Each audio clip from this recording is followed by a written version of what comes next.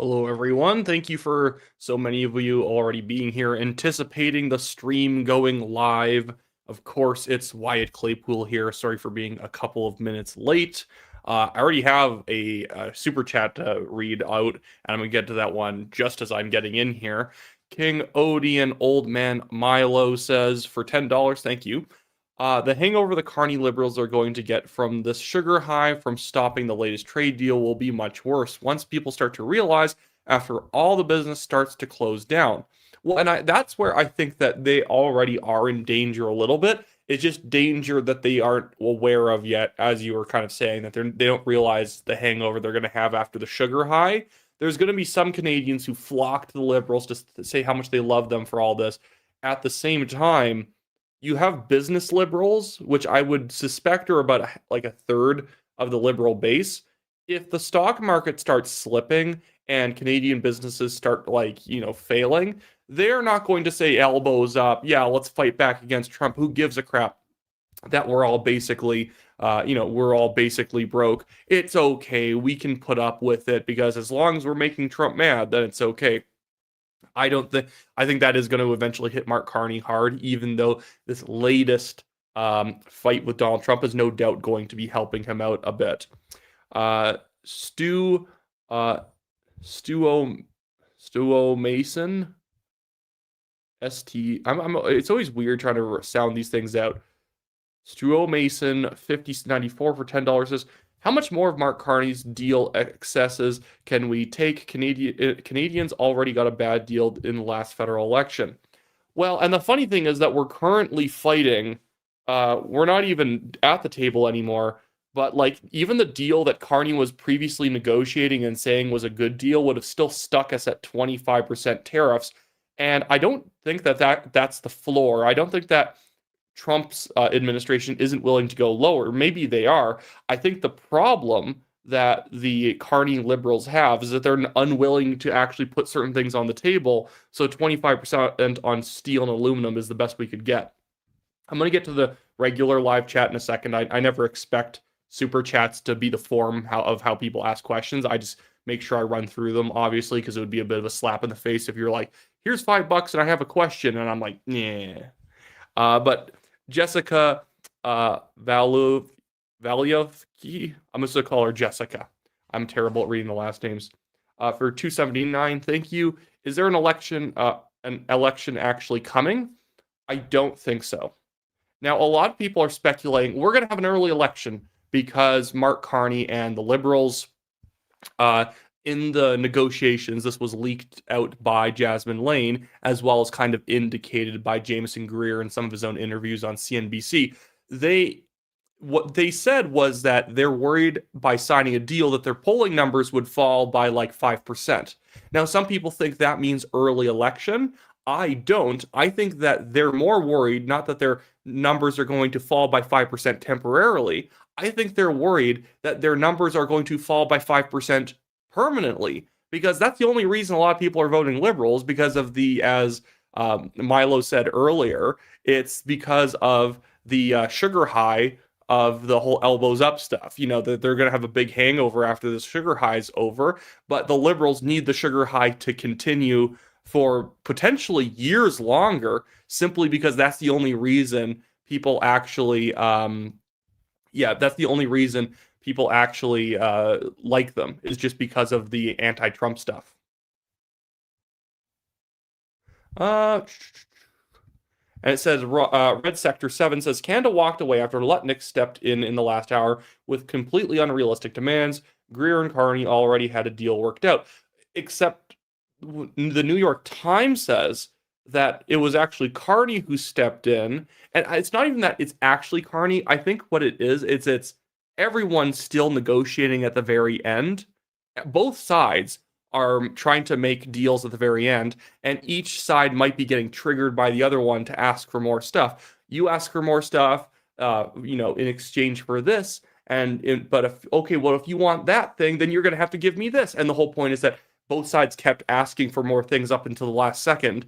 I still think it's kind of Carney's fault for walking away. He could have just said, clearly we're not at a deal yet. So let's have a week long or 2 week long extension because we're getting somewhere. We just need to hammer out these fine details. He was still the one who ended up just walking away completely, triggering the stupid bun fight that we're now in. But Red Sector, but yeah, so I don't see it as being strictly Lutnick's problem. Lutnick doesn't even really have the ability to make demands because in America, the trade kind of issue is split between two different departments. And so Lutnick cannot force something onto the American demand sheet that Greer doesn't want to be on there or that Trump doesn't want to be on there. And so it's at the end of the day, it almost still doesn't matter because either the deal sucked in the first place when Mark Carney was lying earlier on when he was pretending it was a great deal, or the deal was good and they shut it down because of China and all the cultural policies that they didn't want touched. Or I think the most realistic option is everything here is a little bit more in the middle than either side would probably want to admit to. Justice Taney says Carney never wanted a deal. He wanted to humiliate Trump and insult Americans. I mean, Justice Taney. I said that wrong earlier. King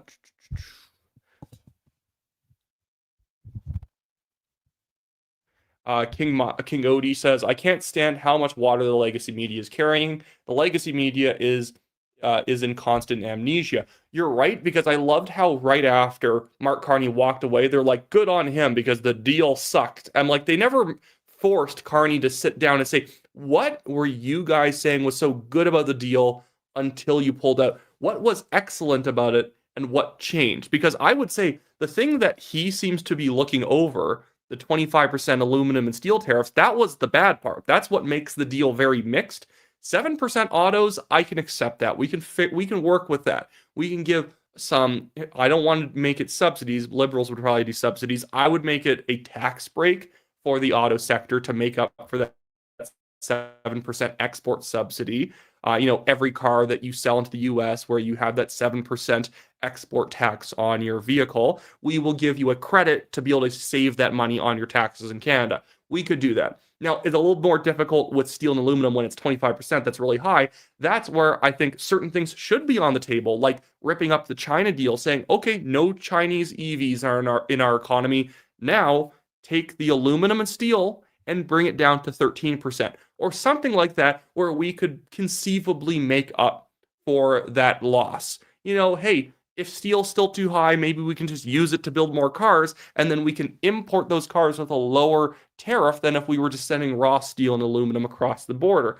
Maybe we could do something like that. I just think that right now, certain elements of the deal are not good enough. But my problem with Carney is he doesn't seem to understand what the good parts are and what the bad parts are. He seems to have a completely inverted opinion.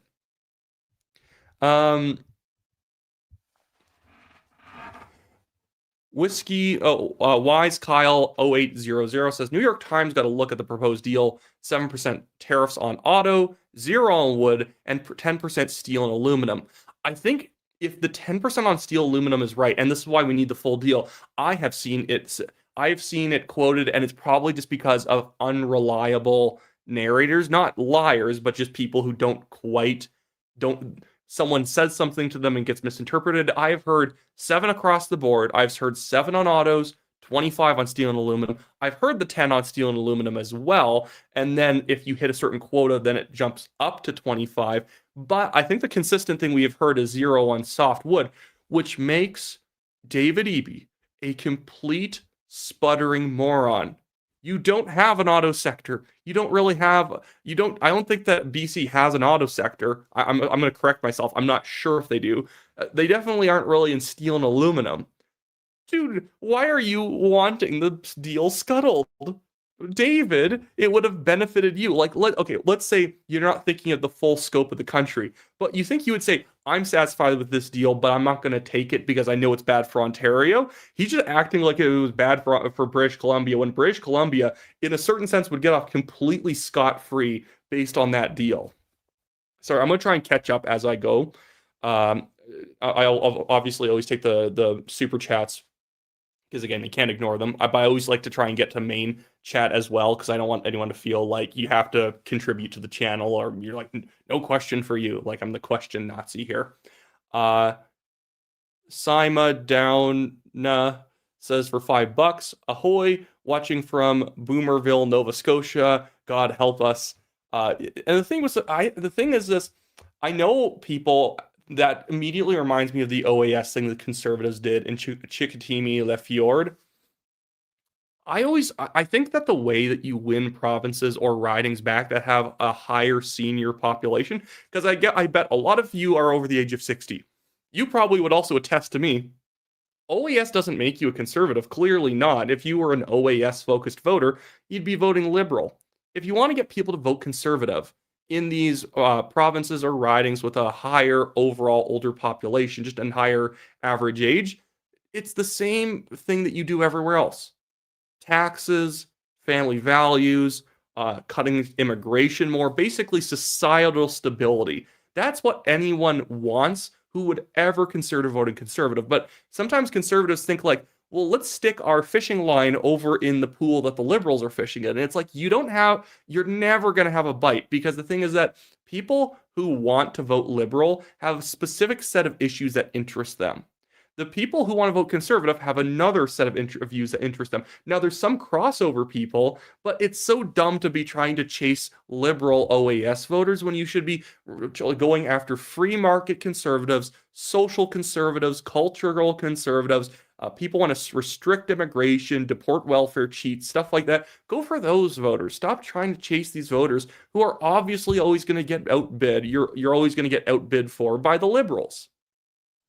Um, some Mark's Carney says, let's watch the video of Rob Ford smoking crack and trying to rap. Know what? Honestly, if he was here, he'd probably be far more helpful to the situation than Doug Ford is. You notice how Doug Ford had to start walking back what he was saying about Donald Trump because he was clearly making a fool of himself. And like he even said, oh, things got a little hot yesterday between me and Donald Trump. I'm like, I know Trump often starts fights. He really didn't start that one. And they can say, oh, it goes back to oh my goodness, it goes back to the tariffs, and that's why I'm mad. It's like, okay, sure. The tariffs already happened like a year and a half ago. At some point, you had to be able to control your emotions so we can get to work. But people are like, I'm mad, I'm damn mad, and I have a right to be mad. It's like, okay, no one's saying you don't have a right to be mad. Sure you can be. How about we focus on a win here? This is the board game we're playing. Play it by the rules. Sasquatch Chronicles for $4.99. Thank you for that. I just joined the stream. I don't have great service. I'm water skiing on Lake America. This place is awesome. Yeah, so that set me up for something that just happened. So during the fight between Doug Ford and Donald Trump, again, I don't think it's productive. I'm always going to laugh at something that's funny. Is in the middle of it, Donald Trump said that I'm going to rename Lake Ontario Lake America because he hates Ontario Premier Doug Ford that much. So, not productive, but funny. But it was funny. Justice Tawny says, how could Carney have had a deal worked out when he had only just flown back from Italy? Well, obviously he has a team doing it, but that always opens up the conversation of, why did we make you the leader? Why are you the prime minister who was supposed to be the grand negotiator, like the person that we should be throwing in the fight? To hammering the table, trying to get the best deal possible. Why are you the guy we're throwing in the fight as the grand negotiator, when you're going to be off in Italy? It's not even the same time zone. He'll be asleep when the negotiating is going on. So, as Ryan from Northern Perspective has pointed out, you are an appendage in all of this. He's not needed in the room. I thought we were electing him because he was going to be in command, leading the troops in the negotiating room, really putting everything on the line and showing that he's in control. Because here's the thing with Trump. He likes personal attention from other powerful individuals. Obviously, Trump on this planet is the most powerful because he's the president of the United States. But you need a soft touch with Trump. He's a bit of a bore sometimes. He can be a bulldozer in conversations. He can be kind of crude and rude and all that stuff. But he likes it when people like him. He even will say nice things about Kim Jong-un. And people say like, he'll say good things about Kim Jong-un. Why should we want him to like us? It's like, guys, use that as a roadmap. Even Kim Jong-un can make Donald Trump like him. Because guess what? Make him feel special. Make him feel important. Make him feel like you, as a leader of a country, are giving extra special attention to getting this deal and make sure that he feels like you're giving him probably more than you should be. But I need those tariff rates lower, or I can't go back to Canada with 25% steel and aluminum. Hey, your aluminum steel producers, they had 0% tariffs before this current term of yours. They'll survive on 13 or 12. But you need to give me 12 or I can't give you this. Like, that's what Carney should be doing and saying, you're right. You know what? You are right. You have been paying for our security, even if you don't believe it. Just act as if, he's doing you a favor a little bit. And, really, this is a great win for both of us and whatnot. Trump likes feeling like he's winning. But Carney refuses that because he wants the voter in Canada who wants like Trump on his knees crying for forgiveness to Mark Carney. And it's like, I'm sorry, guys, that's not going to happen. You are not going to get like Donald Trump in a losing position. And it's not because, oh, you can't, Donald Trump's the negotiating king. Nobody can ever out-negotiate him. It's because he's the president of the United States. You could be a terrible negotiator. You could be Joe Biden, and you will still win a trade negotiation because you're the president of the United States, and you can just say no to stuff, and it doesn't hurt you. You have so much leverage. Destroyed says for 279, thank you. Hey, gang. Well, hey, Destroyed. Everyone say hi to him. People saying ahoy and whatnot. Thank you for everyone for showing up so far. Wyatt Claypool. I wasn't that late. I was 2 minutes late. Graham Cowan, F8X. I assume this is sarcastic. It was so nice when... oh, yeah, no, it's not sarcastic. You're talking about the few days before the trade deal fell through. It was so nice when Doug Ford went quiet for a few days there. I agree. Diane Martin, 435, member for 2 months. Thank you for that. Says, good evening from SOON. I assume that means Southwestern Ontario. That's very much becoming blue country these days. That's the funny thing. In the last election, it wasn't that like the Liberals won because Canada was very liberal. Different parts of Canada went more red and different parts went more blue. So that's why Poilievre lost. It was just the suburban culture, the suburban government worker heavy culture of Carleton. And for someone like Ferrari in Peterborough, those suburban areas, suburban uptight government worker heavy areas went liberal. Working class Southwestern Ontario went very, very blue. Just check out Windsor Tecumseh and places like that. Libby 5479 for $5 says, I think he walked away because of the by-elections he was dropping in the polls. And you're right. And I'm going to bring up the polls because unlike other polls, these are actually stuff that I have a really good insight in. Not that I don't have good insights on polls, but I mean, like, I have like really good background knowledge of how these polls were put together. I had to go to the Sharia Teast page. I'm going to go up onto the Polywave website. In a second, you'll understand why I'm talking about these. Okay. We're bringing them up. So I know Moose on the Loose talked about these earlier today. And I actually reached out to him, not for any bad reason, but just to give him extra insights on these polls. So we're looking at Beaches, East York here. This is the federal by-election happening in the Toronto area. This is kind of old Toronto, deep red area. We're not going to win. But as Moose on the Loose correctly said, obviously not that I had to hear this from him. I already knew this. Not that I'm now trying to undermine him, but you get my point. I just don't want to imply that like this is like new for me. But he just did a good presentation of it, is all I'm saying here. And by the way, as you will see here, the sponsor of these three by-election polls is the National Telegraph. I did it because I really like Sharia Teast and his other polling Polywave firm partners. They're really good guys. They're literally like 17 years old. These are super, super young guys. I just believe in them. They're very good at what they do. So I paid for all three of the polls that they conducted. And I knew I knew these ridings, they're very likely to go liberal. 2 out of the 3 are very likely to go liberal. I would just say Beaches East York is obviously going to go liberal. There's no way it doesn't.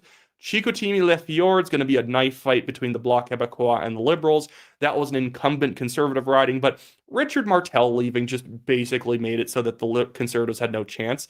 No, who wants to show up to vote in another Conservative after the last one just left for no reason? But as you can see, though, and remember that we conducted this with IVR, which is the easiest way of getting a really solid sample in a very tight area. We have 538 people responding to this poll alone, just in Beaches East York. Remember, IVR tends to overpull the left a little bit and it underpulls the right. But what we see on the left, regardless, is that the Liberals are down by 12.6%, and the NDP is up by 13.8, and the Greens are up by 1.3. I think that Jim Sybros is actually probably going to do as well as he did last election, if not a little better. They've been taking the riding quite seriously. The Conservatives, they have not been taking the by-elections for granted, which I'm happy with. Even if you're not going to win, Jim Sybros is not going to win. He knows he's not going to win. But what you want to do is put on a really good showing while the Liberals are starting to bleed support over to their left flank. North Vancouver Capilano, again, Liberals are down 13, NDP's up 7.7, Greens are up 9.1. And I actually believe, from all the insider knowledge I have of the Stephen Curran campaign, he's not just going to get 13.3. This is just a consequence of IVR, giving a more liberal, more mainstream media viewing, audience. The Liberals' last election had gotten 57% of the vote, 59% actually in this riding, and they're down like 13% or so. They're way further down than they used to be. And people are saying, oh, but Liberals are still winning, so what's the point? The point is, this isn't a riding in a federal election that the Conservatives need to win. But if the Liberals are losing 13 points in those two ridings, that maybe the losses aren't going to be as acute across the whole Lower Mainland or the whole GTA, but Eglinton St. Lawrence, or Eglinton Lawrence, I think that's it.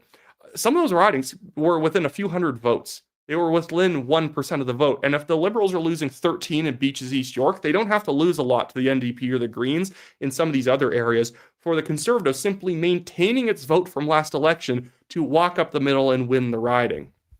So yeah, I can move on from there. But I'm going to do individual videos on those polls on a later date. We'll go on the whiteboard and I'll kind of explain the nuances as well as what the polls could look like if we have a more aggressive assumption that the IVR is picking up more Liberals than probably exist. Because I have the raw data. There's a lot of Liberal votes who were voting Liberal who are not voting Liberal this time. I mean, like 75% only of Liberals are still voting Liberal, and this is not counting undecideds, because undecideds just in by-elections just tend to not show up.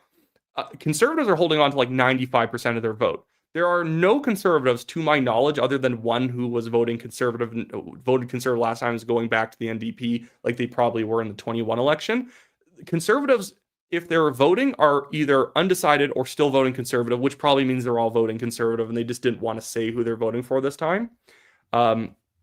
But Snafood, Snafood 1 here for 279 says China, which obviously is a reference to the fact that our current trade predicament is somewhat influenced by the fact that we refuse to give up our terrible China deal. So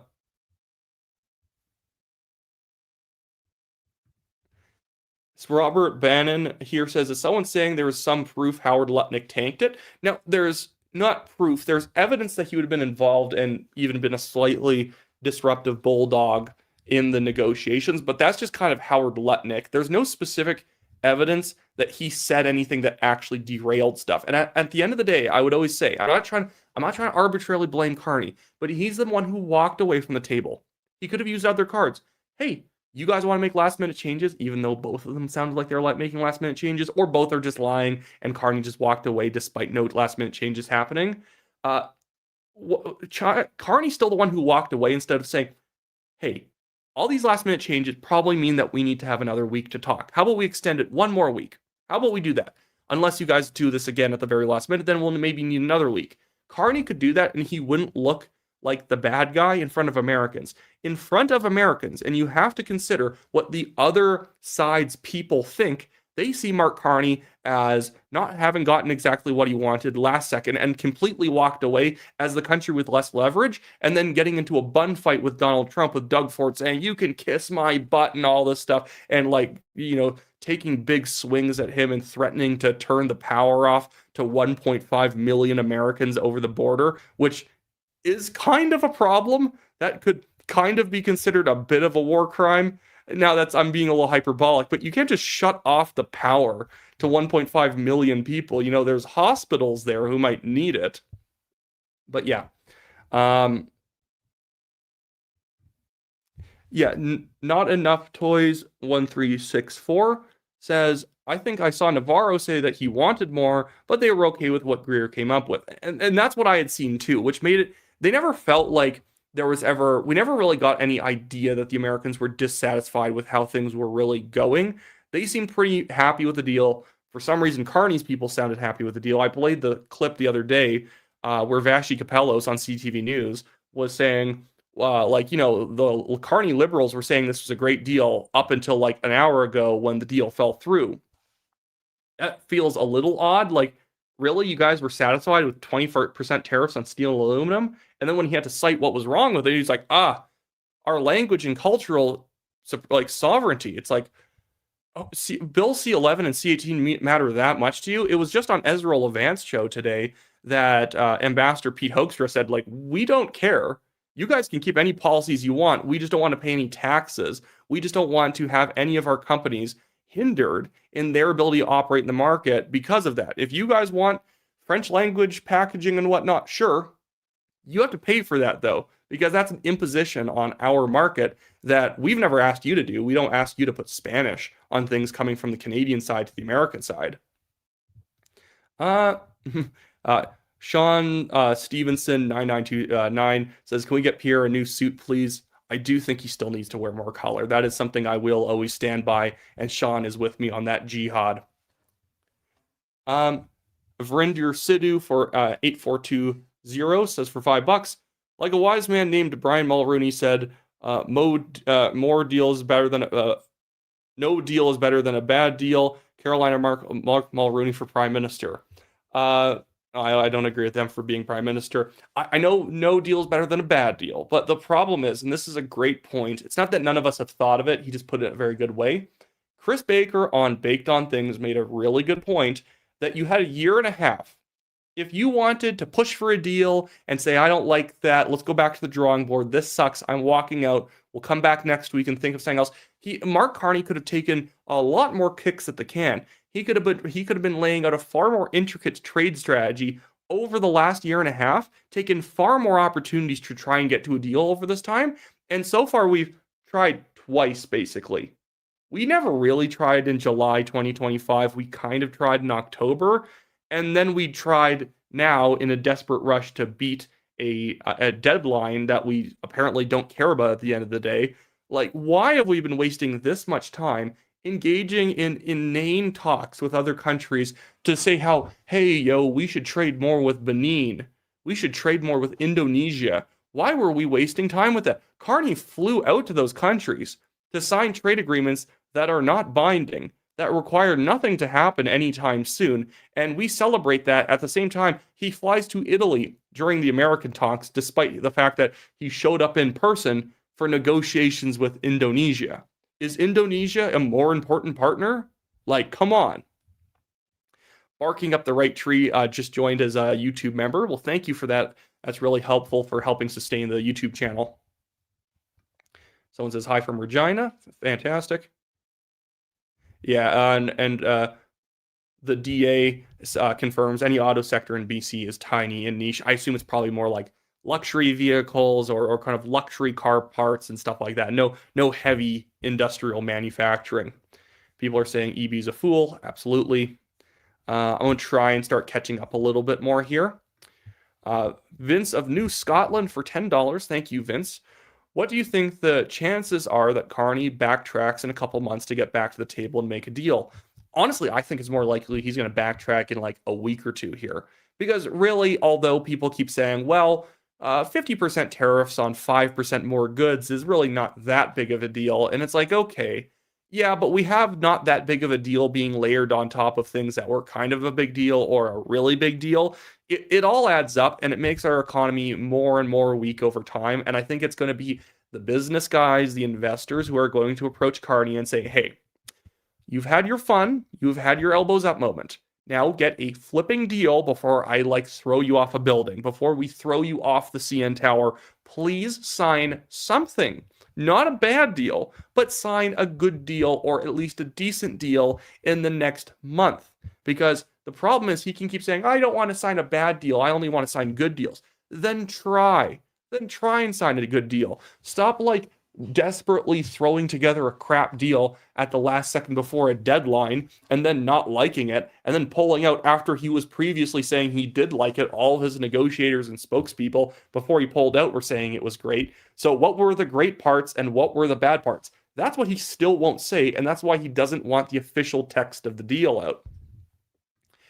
The DA says Boomer here, and I can't stand the liberals. Immoral, degenerate liars. The CPC has shown to be more mostly posers still trying to find a spine. And I think that the conservatives really, really, again, need bolder policies to run on at this point. Mr. Distant says, why late to his own party, Claypool. Yes, I was fashionably late for the stream by 2 minutes. Yeah. Stu Olmason says, someone must have told Doug to shut his big mouth. No doubt, because he climbed down really fast today saying, oh, wow, it got heated on both sides. It's like, yeah, take accountability for yourself. Stop doing this whole, like, both sides thing. Did it happen on both sides? Yeah. You were also the one who started telling someone to put their lips to your butt, so maybe you should just solo apologize for now, not, motorcycle sidecar apologize alongside Donald Trump of saying, we both said things. Just say you said things. Can we just stick to that? Cam TJR for $5. Thank you for that. What is your timeline prediction for the rest of 2026 and first half of 2027? Will we have job losses again in 2027? I think we'll have job losses again in 2026. Again, so many of the jobs created this year, they're real jobs, but they're temporary. And the trade deal, the lack of trade deal, maybe we will get back to the table. That's another prediction I'm making. I think it's going to be shorter, far closer in the future than later. But I think we're going to see job losses already this year because there's so many things we've completely screwed up on. There's so many things that the liberals have just completely misinterpreted as being permanent jobs, census jobs. There's World Cup jobs. There's other summer jobs that don't actually get filtered out by seasonal adjustments. Seasonal adjustments are borderline useless. Honestly, I wish we would stop seasonally adjusting jobs and we would just know that it's a big slurry of permanent part-time and seasonal work, and we'll figure it out afterwards. Because by doing a seasonal adjustment that barely adjusts anything, it allows the liberals to pretend, oh, look, we created 77,000 jobs. And it's like, yeah, but probably we're going to lose a bunch of jobs come September and October and whatnot, especially now that the market's going to be far more bearish when it comes to Canada's prospects. Raptor Guy 86 for $5 says, Carney thinks he can rip off Trump. Problem is Trump is not Rob Babcock, the former Raptors GM who gave Vince Carter away for nothing. I'm not a sports guy, so other people can probably verify if that's a really good example. And in a certain sense, he thinks he can be tough like Trump. I think he thinks that he's going to be able to kind of do the same sort of bulldoze work that Trump does rhetorically. You got to find your own style, and Carney, despite pitching himself as a negotiator, is a very shaky negotiator. I never see him as being a very strong person. Cindy Jordan says, hey, Wyatt, you were on fire last night. Little Timmy, no dinner for you. Go watch CBC Gem. Love that. You're awesome. Well, thank you for watching that. Red Sector 7 says, who cares what the U.S. does? Let them tariff. We have the natural resources we can export tariff into the ground and run their economy into the toilet. No, we can't. No, we can't. Because guess what?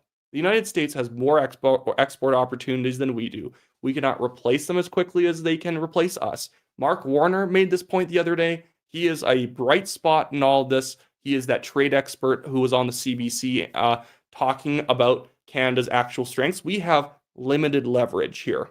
Now, it doesn't mean we have nothing, and we can use what we have to try and get to a good deal. But we can say, well, who cares about the U.S.? Well, who cares about the U.S.? Well, we still have to send our stuff somewhere. Now, again, I'm not saying we just have to roll over and accept them because we need them. We can need them. They still somewhat need us, but we do need them more than they need us. That's not a lie. That's not an unpatriotic propaganda line from the Americans. We trade with them more. We are less economically powerful than they are. We don't have the port capacity to export our way, to ship overseas to get rid of the U.S. as our top customer. It's just never going to happen. And to get a proper deal, we need to focus on what we need and value. We need lower tariffs on steel and aluminum. That deal still had it too high at 25%.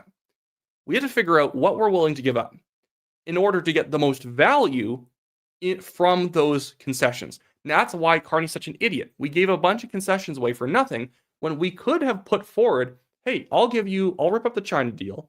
I'll get rid of these censorship bills. I'll get rid of the DST and the streaming tax, and give you a portion of the Gordie Howe Bridge. But steel and aluminum better be 11%, 12% tomorrow. I need it to be 12. All cars at 7. I can accept that for a few years, and then maybe I'll renegotiate with a different president. That's what you should be doing if you're Canada. We can't just say piss off. We're going to keep our resources to ourselves. It's like, well, what are people going to do for work? What are they going to do? We can't just assume, like, politics. People are not widgets who can just be put on the sidelines and say, just stop working for a bit while I sort this out for a year. That's just not how people work. And Isabella J7895, thank you very, very, very much for the $100 super chat. And all you said was, Wyatt, you're really awesome. And that's amazing because you could have actually sent a very long message with $100. And I will always try and spy out your comments from now on, because thank you for that. That very much helps the channel out, especially during the summer. Summer months, they just kick you in the face when it comes to ad rates. And it's no one being unfair to me. It's just the fact of life. Probably, talk shows in the 60s had their ad rates cut when it was the summertime and people were out at the beach and not watching, the Late Show or whatever with Jackie Gleason or whoever was a show host back then. But thank you again, Isabel. That's very kind of you. Lady British Canuck 01 says, I'm so sick of Trump derangement syndrome dominating everything. It's so lazy and boring. And the thing, you'll have conservatives doing this thing of, oh, you're siding with Donald Trump, the American government, over the Canadian government, over just asking to see the deal. I just want to see what's in the deal so we can verify who's right and who's wrong. Is that so much to ask for?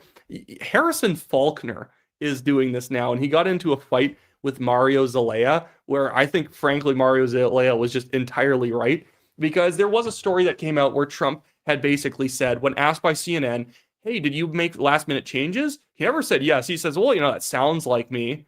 That just sounds like Trump probably doesn't know. He's like, well, I tend to like to push at the end for more stuff. Maybe he did.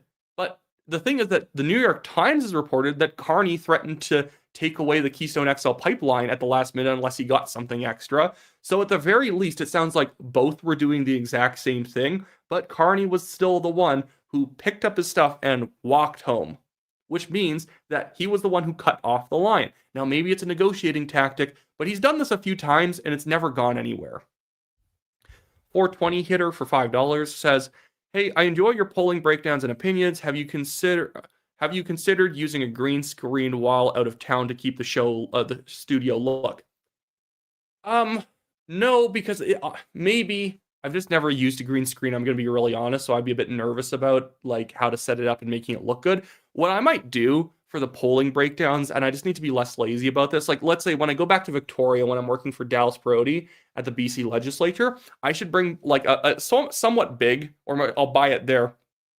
I'll buy like a somewhat big portable whiteboard, and then I can kind of write just holding it up myself, writing in front of myself and then showing you guys the stats. I think that would be a fine replacement for being in a ghetto hotel studio setup like I usually do.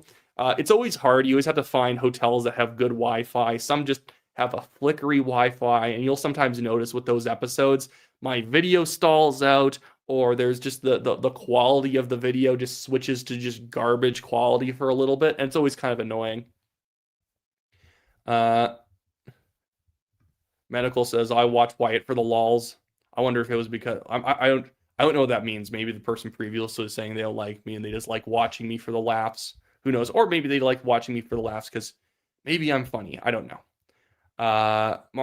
Mark Nixon, official, actually gave Isabella a shout out. Thank you for being here, Mark, for the $100 super chat, because although Isabella said I'm awesome, she's awesome, and everyone is also reacting. I wasn't even there to comment on it at the time, and chat was already noticing it. Yeah, people are all going hog wild for Isabella right now. Yeah, see, there you go. Yeah, Mark Nixon saying insane.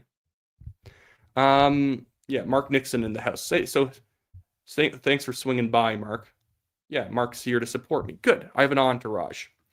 Raptor Guy 86, thank you again for your $5 super chat.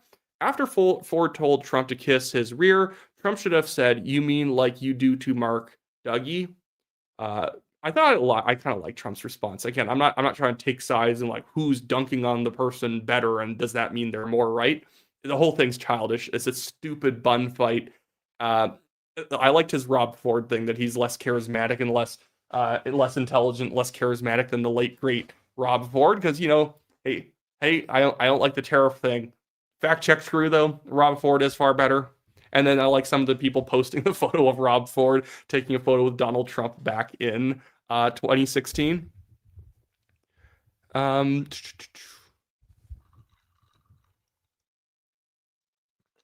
James Duggan 141 says, "Who here has read Carney's book? He's right on track, methinks." Yeah, so he's of course referencing the book Values. And he does make himself out to be he is just, and I don't like overusing this word because sometimes people apply it to too many things, but for Mark Carney it fits. The man is a EU globalist.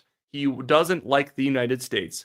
I thought J.G. McCullough did a great article talking about Mark Carney when it came to these negotiations. Mark Carney very obviously philosophically hates the United States and probably personally does too.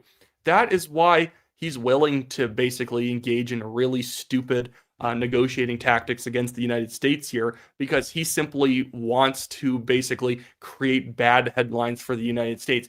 He wants to, in somewhere in his soul, it satisfies him to be doing all this fighting with Donald Trump as if he's standing up to the Goliath. He's standing up to Leviathan in some way. It's just so pathetic. Vince of New Scotland says Mark Carney is a complete failure. I agree. And Adrian Smolinski says, "Nice cut, Wyatt. I agree with you too."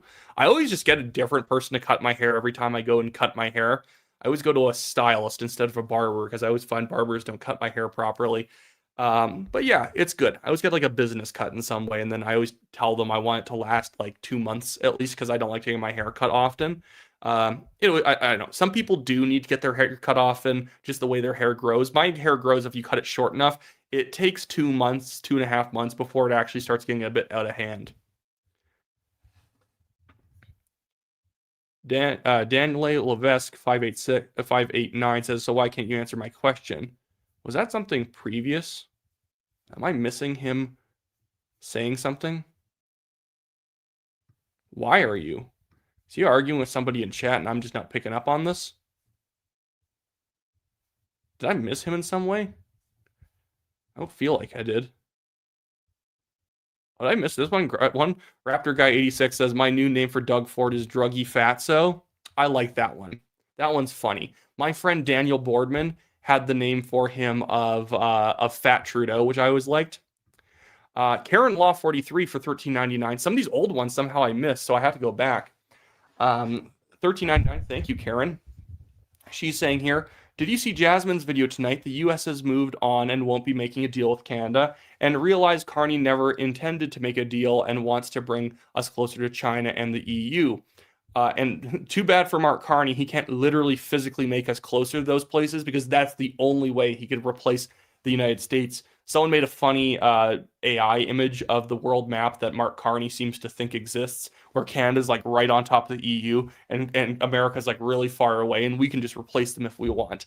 Now, yeah, Jasmine did say that her video was about how like the U.S. is done with us, it's over. Now, I think that's a negotiating tactic from Trump. He's just going to act completely stoic about the whole thing, say screw you anyways, and then move on and completely ignore us. And then he's going to hope that Carney, and this is why I believe Carney, although he's pretending to be tough, he's going to be back at the negotiating table in a day or two. Because if he was willing to hold out for a couple months, he'd let Doug Ford go off longer. Doug Ford would still be throwing, haymakers at Trump, and they'd be, wrestling on the ground metaphorically. The fact that he's basically had to walk back being a jerk that fast, being kind of very childish, tells me that it told me that probably Carney knows that he has to get back to the table pretty soon because Trump's serious about just ignoring him. And again, it doesn't hurt his poll numbers that much. Trevor Toombs, let's put this on screen.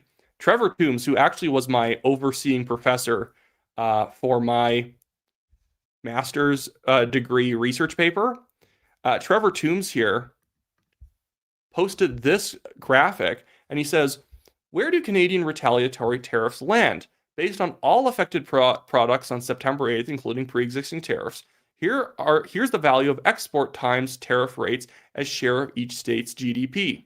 So we are currently affecting, with many of these states, like at most 0.34 in Michigan. Elsewhere, like in Texas and California and elsewhere, we're literally not even doing 0.1. We're doing 0.03, 0.01, 0.08, 0.13. We're not hurting them at all. Yes, that's the exports as a portion of their GDP, so it's nothing to sneeze at. That might be $1 billion or something like that in some of these states, but it's something that they're going to weather far better than the very concentrated locales around Canada that the new tariffs are hitting hard in British Columbia, Quebec, and Ontario. Alberta and Saskatchewan only have like 1% goods affected by the new tariffs that were just put in place. So that's a very, very important chart to look at. Hazel Eyes 895 says, do you trust Angus Reid polls? I think Angus Reid are quite good. They're really good. Doesn't mean that the numbers coming out of them every time I'm going to like, or I'll always like a question they asked. I found the questions they asked around what people thought of the tariff issues. It's so low resolution. If you just ask people, do you support Carney or Trump? Of course, they're going to say Carney. And some of their questions around trade are so low resolution. It really is, do you support Canada or do you support America? And it's like, of course, the numbers are going to be like 83% in favor of whatever Carney's doing. If you explained, would you settle for this or that tariff rate? I'd find that far more interesting. King Odie, member for 8 months, asking a question here, says, guys and gals, Wyatt is close to 100,000 subs. If you watch this channel, you should subscribe. You will learn a great amount from Wyatt, Bob Ross. Well, I'm no longer Bob Ross. I'm not. I didn't go from Bob Ross the Gray to Bob Ross the White. I just got a haircut, so I'm no longer Bob Ross. I'm now, I don't even know. I'm generic guy. I've become generic man. But yeah, if you guys are watching this and you're not currently a subscriber, hit the subscribe button. We're almost at 100,000, and I can get my stupid 100,000 silver play button, which is all I've ever wanted in this life. Commando Solo $5 says, Trump was quiet during all the elbows up stuff and even the USMCA talks. Carney in the smoke, and Trump is motivated to now fight back to make it hurt. And as other people have said too, does it necessarily hurt Trump to fight back against Canada before the midterms? Because although many Americans don't like the fighting with Canada, America is also far more partisan. Democrats and Republicans have very different priorities. Does it hurt Trump exactly in the midterms to fight with Canada? Most states don't really get affected by any of this. And in fact, many of the areas that are most affected by tariffs are also the ones who are also interested in having them in place because they're the areas with steel and aluminum production, manufacturing, milling, and all that stuff. So MST 3521 for 279 says, there will be a deal between September 1st to September 8th. Well, we will hold you to that prediction, and we'll come and find you and beat you to death with sticks if you're wrong. But you could actually be right. I think that's actually a fairly realistic timeline. So I'll be beaten to death with sticks with you if we both happen to be wrong on this one. But I think that Carney's going to do the trying to swagger about and say, oh, I think they understand how serious we are. So let's start talking again, even though it's obviously going to be him kind of crawling back. Diane Martin 435 says, appreciate you, Wyatt. Keep up the great work. Well, thank you for the $6.99 super chat. Again, really, really helps out the channel. Raptor Guy 86 for $5 says, those floor crossers will end up like Tim Peterson, former Ontario MPP, whose career went into oblivion when he crossed the floor. And most of them cross the floor in areas that they're not winning again. The only guy who might survive is the guy from Edmonton Riverbend, because he's going to try and run in Victoria, which is more of a default Liberal riding, which is to say he didn't even really cross the floor. He hopped ridings. He's hopping parties to the easiest one to win for. And he's only really cross because people are finding out that he never lived in his riding for like the past few years. Mike Orser, 5425, just signed up for a membership. So thank you, Mike. Really does help a lot if people give a few dollars every month. Especially because, again, the YouTube algorithm is just so fickle. You'll have a good few days and then you'll have a bad few days. It's weird. Some people's channels seem to have no problem with it. More power to them. But I'm part of one of those ones who goes through like peaks and valleys and whatnot. And maybe if you get to 100,000, they start being nicer to you. Who knows? Mid Ianso for $10 says Medianso. I'm trying to get this right. Sometimes these are confusing. I'm not sure where I'm supposed to like break up the sound. Idianso. I'm just going to go with that. For $10 says thank you. Well, thank you for sending in $10. Of course, always feel free to attach a question, even if it's just something really basic if you want for the super chats. Myroness. Myronens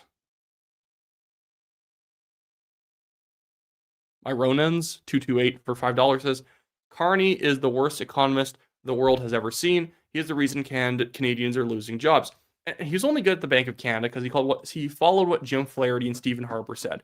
When he was at the Bank of England, he sucked because he thought he had all the answers, and he started trying to effectively run the UK's government through the central bank, that he's going to set interest rates and he's going to tell them how much to spend and what to do. Because don't worry, I've handled this before in Canada. And he didn't handle it in Canada. Flaherty and Harper handled it. He was simply implementing, because that is in fact what his job is. He is supposed to basically have the central bank's policy, their approach, sort of dovetail with the federal government. Their strategies are supposed to meet and complement each other.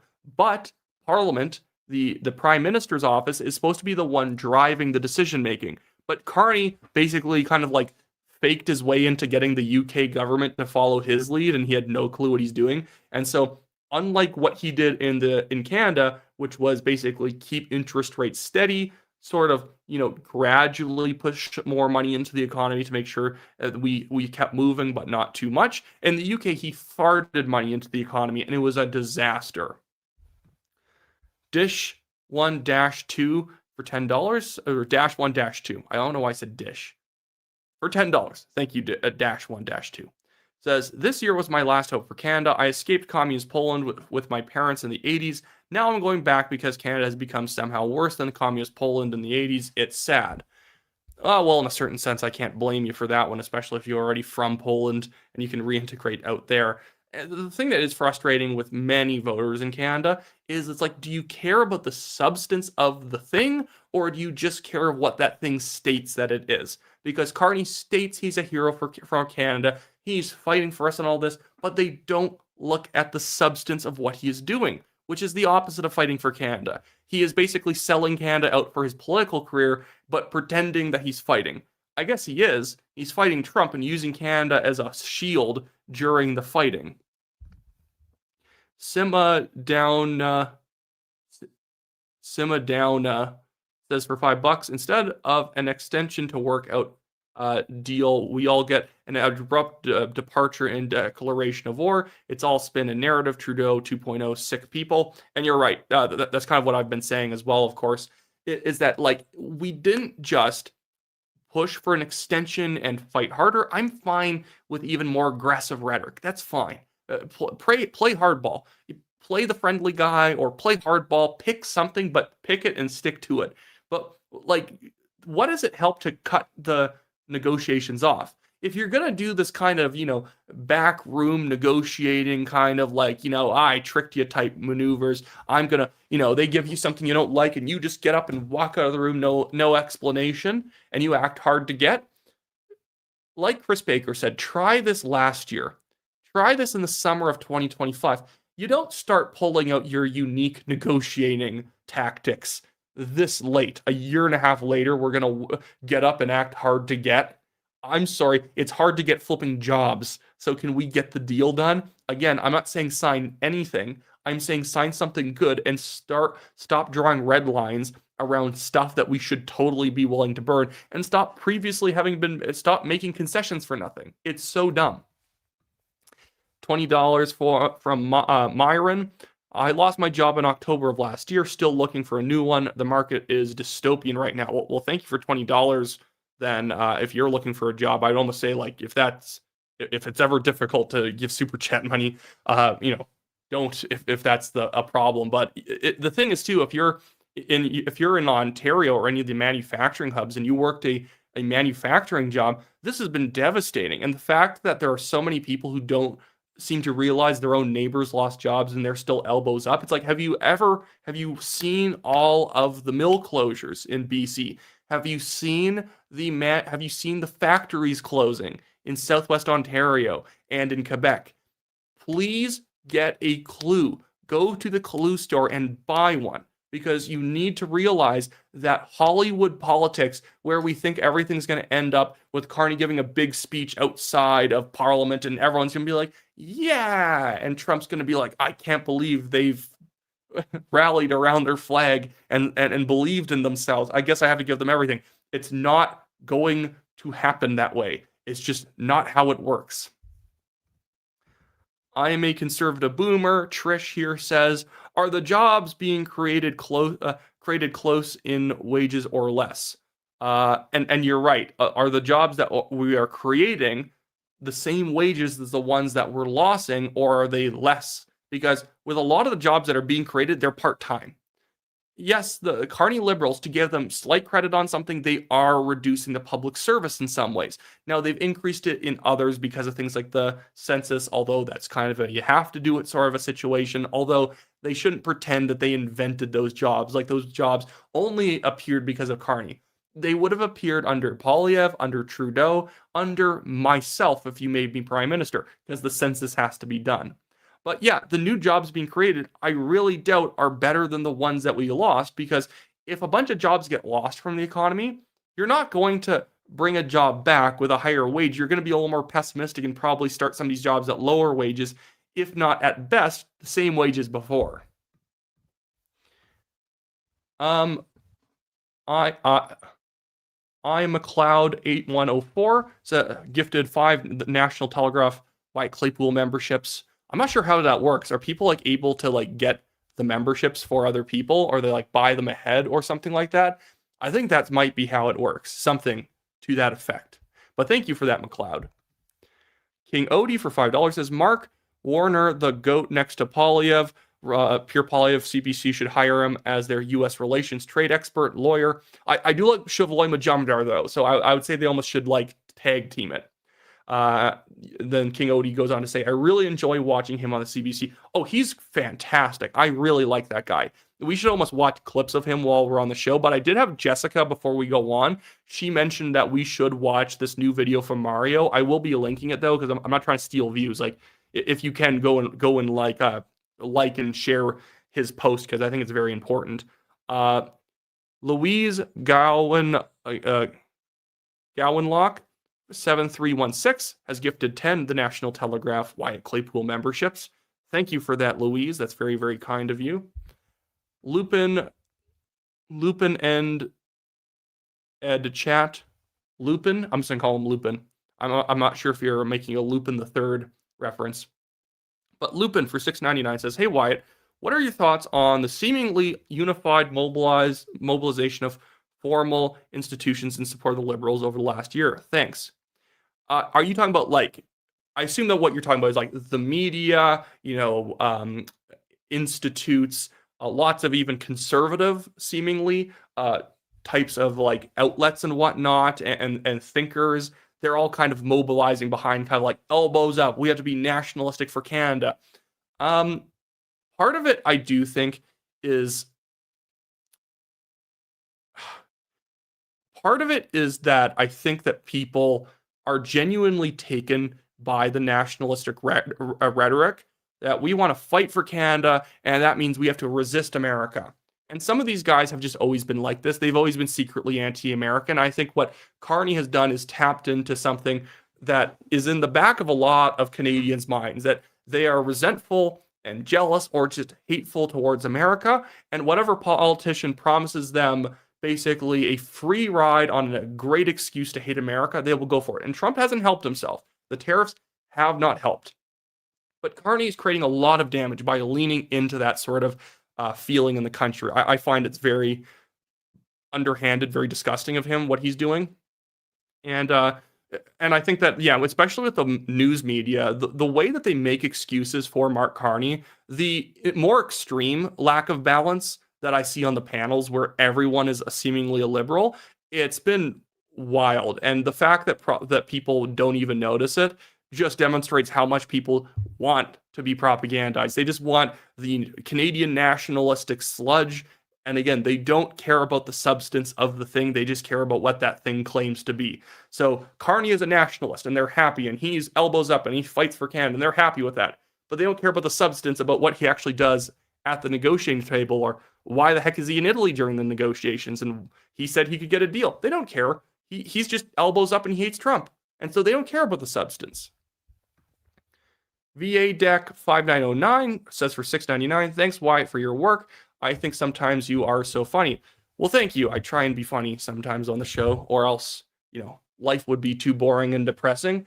And there is something funny about Canadian politics whenever the Liberals or the left is in charge, because we very much do lean into sometimes the most microwaved woke type politics that's quite common in the United States, but we do it in such a sloppy way. Not that it's good down there, but it's always funny whenever you see it kind of come up to Canada and our very square liberal politicians try and embrace like woke anti-colonial type politics, or all these people who again have this like my joke about how like the liberals don't care if you're going hungry or losing your job. Shut up and watch the second season of North of North and be happy that Donald Trump is mad at us. There is a lot of funny contradictions in Canada, just the way that people think about politics in such a self-destructive manner. It can be funny. Old Crow for $2 says, hey, you got it together. More lamps. Yes, I do have more lamps, but I don't have them on the set right now. I have 2 lamps in front of me, but Crow is the guy who always makes sure to take note of all the lamps in the room whenever I'm making videos. Raptor Guy 86 says for $5, the chances of Carney getting a deal are as likely as Wyatt doing a video with Mark Slapinski or Ed Tananis. That means we're probably close to getting a deal. I'd do a video with Mark Slapinski. That'd be funny. I have met him in real life. He's a funny guy because Mark Slapinski is just clearly a grifter. He's clearly just saying things because he wants to go viral. And I think that now that the monetization on X is changing, where it doesn't reward people for just spamming engagement bait posts all the time, that he's going to have to find some other thing to be jumping on board with. Because clearly he's going to be out of money. Probably wasn't even making that much money in the first place. But all of his posts, whenever people get mad at him for stuff, I don't get mad. It's just, it's like a dog wiping its butt on the carpet. He's just trying to get a rise out of people, and I can't even care that he's trying to do it. Myron for $20 says, liberals can't read maps. Carney needs a pilot to fly him east because he has no clue which direction it is. Well, I thought maybe that's why he ended up in Italy during the talks. He thought that was closer to America than Canada was already. He seems to think that China and the EU are closer to Canada than the U.S. is right over the border. And as Mark Warner has pointed out, you can't, like with potash as an example, you can't just say, we're not going to send you potash. What are you going to do with your potash? Unlike oil and gas, you can just kind of stockpile it if you want, or just kind of leave it in the ground. With your oil and gas, you actually need to keep producing. You can't just turn on the taps. The infrastructure of the oil and gas industry will break if you just try and shut it off. Either you need a reserve that you can pour it into, or you need to be shipping it somewhere. And potash, even though you don't have that problem of an infrastructure issue, how are those people staying employed? What are we going to eat our own potash? You have to send it to somebody, and we don't even have the rail to get it to the coast to ship it. We send it to the United States. That's how we do it. A lot of our things like potash go overseas through the United States first. So all these premiers like Doug Ford and, even Alberta NDP leader Naheed Nenshi saying that Danielle Smith and Scott Moe should put their potash and energy on the table as a chip They don't even understand the logistical problems. There is no way to get a different customer for these things, or you literally cannot shut off the tap. It's impossible. So Breakpoint 28 for $13.99 says Canada is in the handout stage of communism. Didn't take long for the Liberals to whip up more ballots or bailouts. It's more so that they have to do the bailouts because of the situation. If let's say the U.S. was clearly the side that was causing the talks to not go forward, they will not give us a good deal. They refuse to budge on anything, and maybe then I would say, okay, I can understand not signing this deal and then just walking away. I don't think that's the situation we are in. But even if we were in that situation, I could understand. Okay, you got to spend $25 billion making sure the industries don't die. The problem is he's so quickly. It's like that's his one card he always plays in Slapjack. Just immediately goes to subsidies. Oh, we hit a small road bump. Oh, let's shut down the talks and subsidize. Because the Liberals love to be at a ribbon cutting. They love a press conference where they get to tell you that they're actually helping you out by cutting you this big check of your own money rather than getting a trade deal. Liberals hate tax cuts because tax cuts mean that you're going to go create your own success. Subsidies and handouts allow them to come up with a big check and hand it to you and act like heroes when they're just giving you back your own money. So, Myron for $5 says, we should give Carney a sailboat and send him to Europe. If he actually arrives, it'd be a miracle. Well, that I'd watch that as a vlog type of a thing. Mark Carney showing us his crossing of the sea or something like that. I hope he'd go to the EU and they would take him and wouldn't send him back. He obviously wants Canada to be part of the EU, which is hilarious because one of the reasons he walked away from the trade deal was that, oh my goodness, they want a veto over who we trade with. By the way, we get a veto over who they trade with. That's in Kuzma. And in the EU, they also have veto powers and other sort of stipulations on who you trade with outside of the EU. Carney was whining about something. Apparently, this was the thing that shut down the trade agreement. This and our cultural policy. Again, it wasn't because the tariffs on steel and aluminum were too high.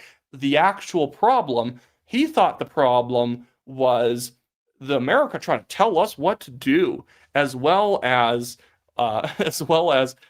Bill C-18 and Bill C-11. And it's like, when he's whining about, oh, the America's trying to tell us what to do on trade, I point out we trade with the U.S. 78%.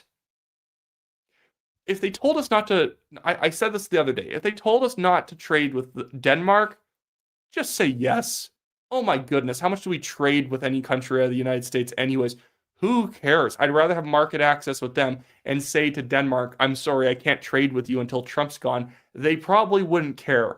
I don't even know what we ship them. I don't know what they ship us. I don't know what comes from Denmark. I don't know what the Danish stereotypes even are that they could be sending us. I guess Viking helmets, but that has overlap with Norway. Sorry, trying to get this back to this one. Ravosades for $5. Ravu Sadie says $5. But Wyatt, it's all about the new world order gods. What a mess. No way does getting closer to the EU or China help us or the West as a no way. Sorry, this is me being just a little bit frazzle-brained right now. In no way does getting closer to the EU or China help us or the West as a while. I assume you mean that there's no way of even putting our exports onto the EU or China. It's just not possible. You're not going to be able to replace 78% of your trade or even a significant portion of it in just a few years. And by the way, should you even want to do that? It's cheaper to ship things over the United States border, which means that you get to keep more of the profit of that product. You're not spending money just paying ships to move it. It's easier to just truck it over the border. And Jessica says for $6.99, well, Keith Wilson just announced an independence rally for October 17th, and Derek Smith is one of the speakers. Looks like he didn't take your advice. Yes, he should, though, because Derek Smith, the guy who calls himself Unacceptable Fringe on YouTube, I've heard from other people, he's openly told people behind the scenes he's not even a supporter of independence. He simply does this because this is where the views are, and you can really tell that is probably true just based on the frankly low quality clickbait content trying to promote independence and attack anyone who's perceived as an opponent. Like he's said some pretty nasty lies about Danielle Smith for no reason other than it was good rage bait content for him, I guess. Simp for Sigmar 8332 says for €5 or pounds, I guess.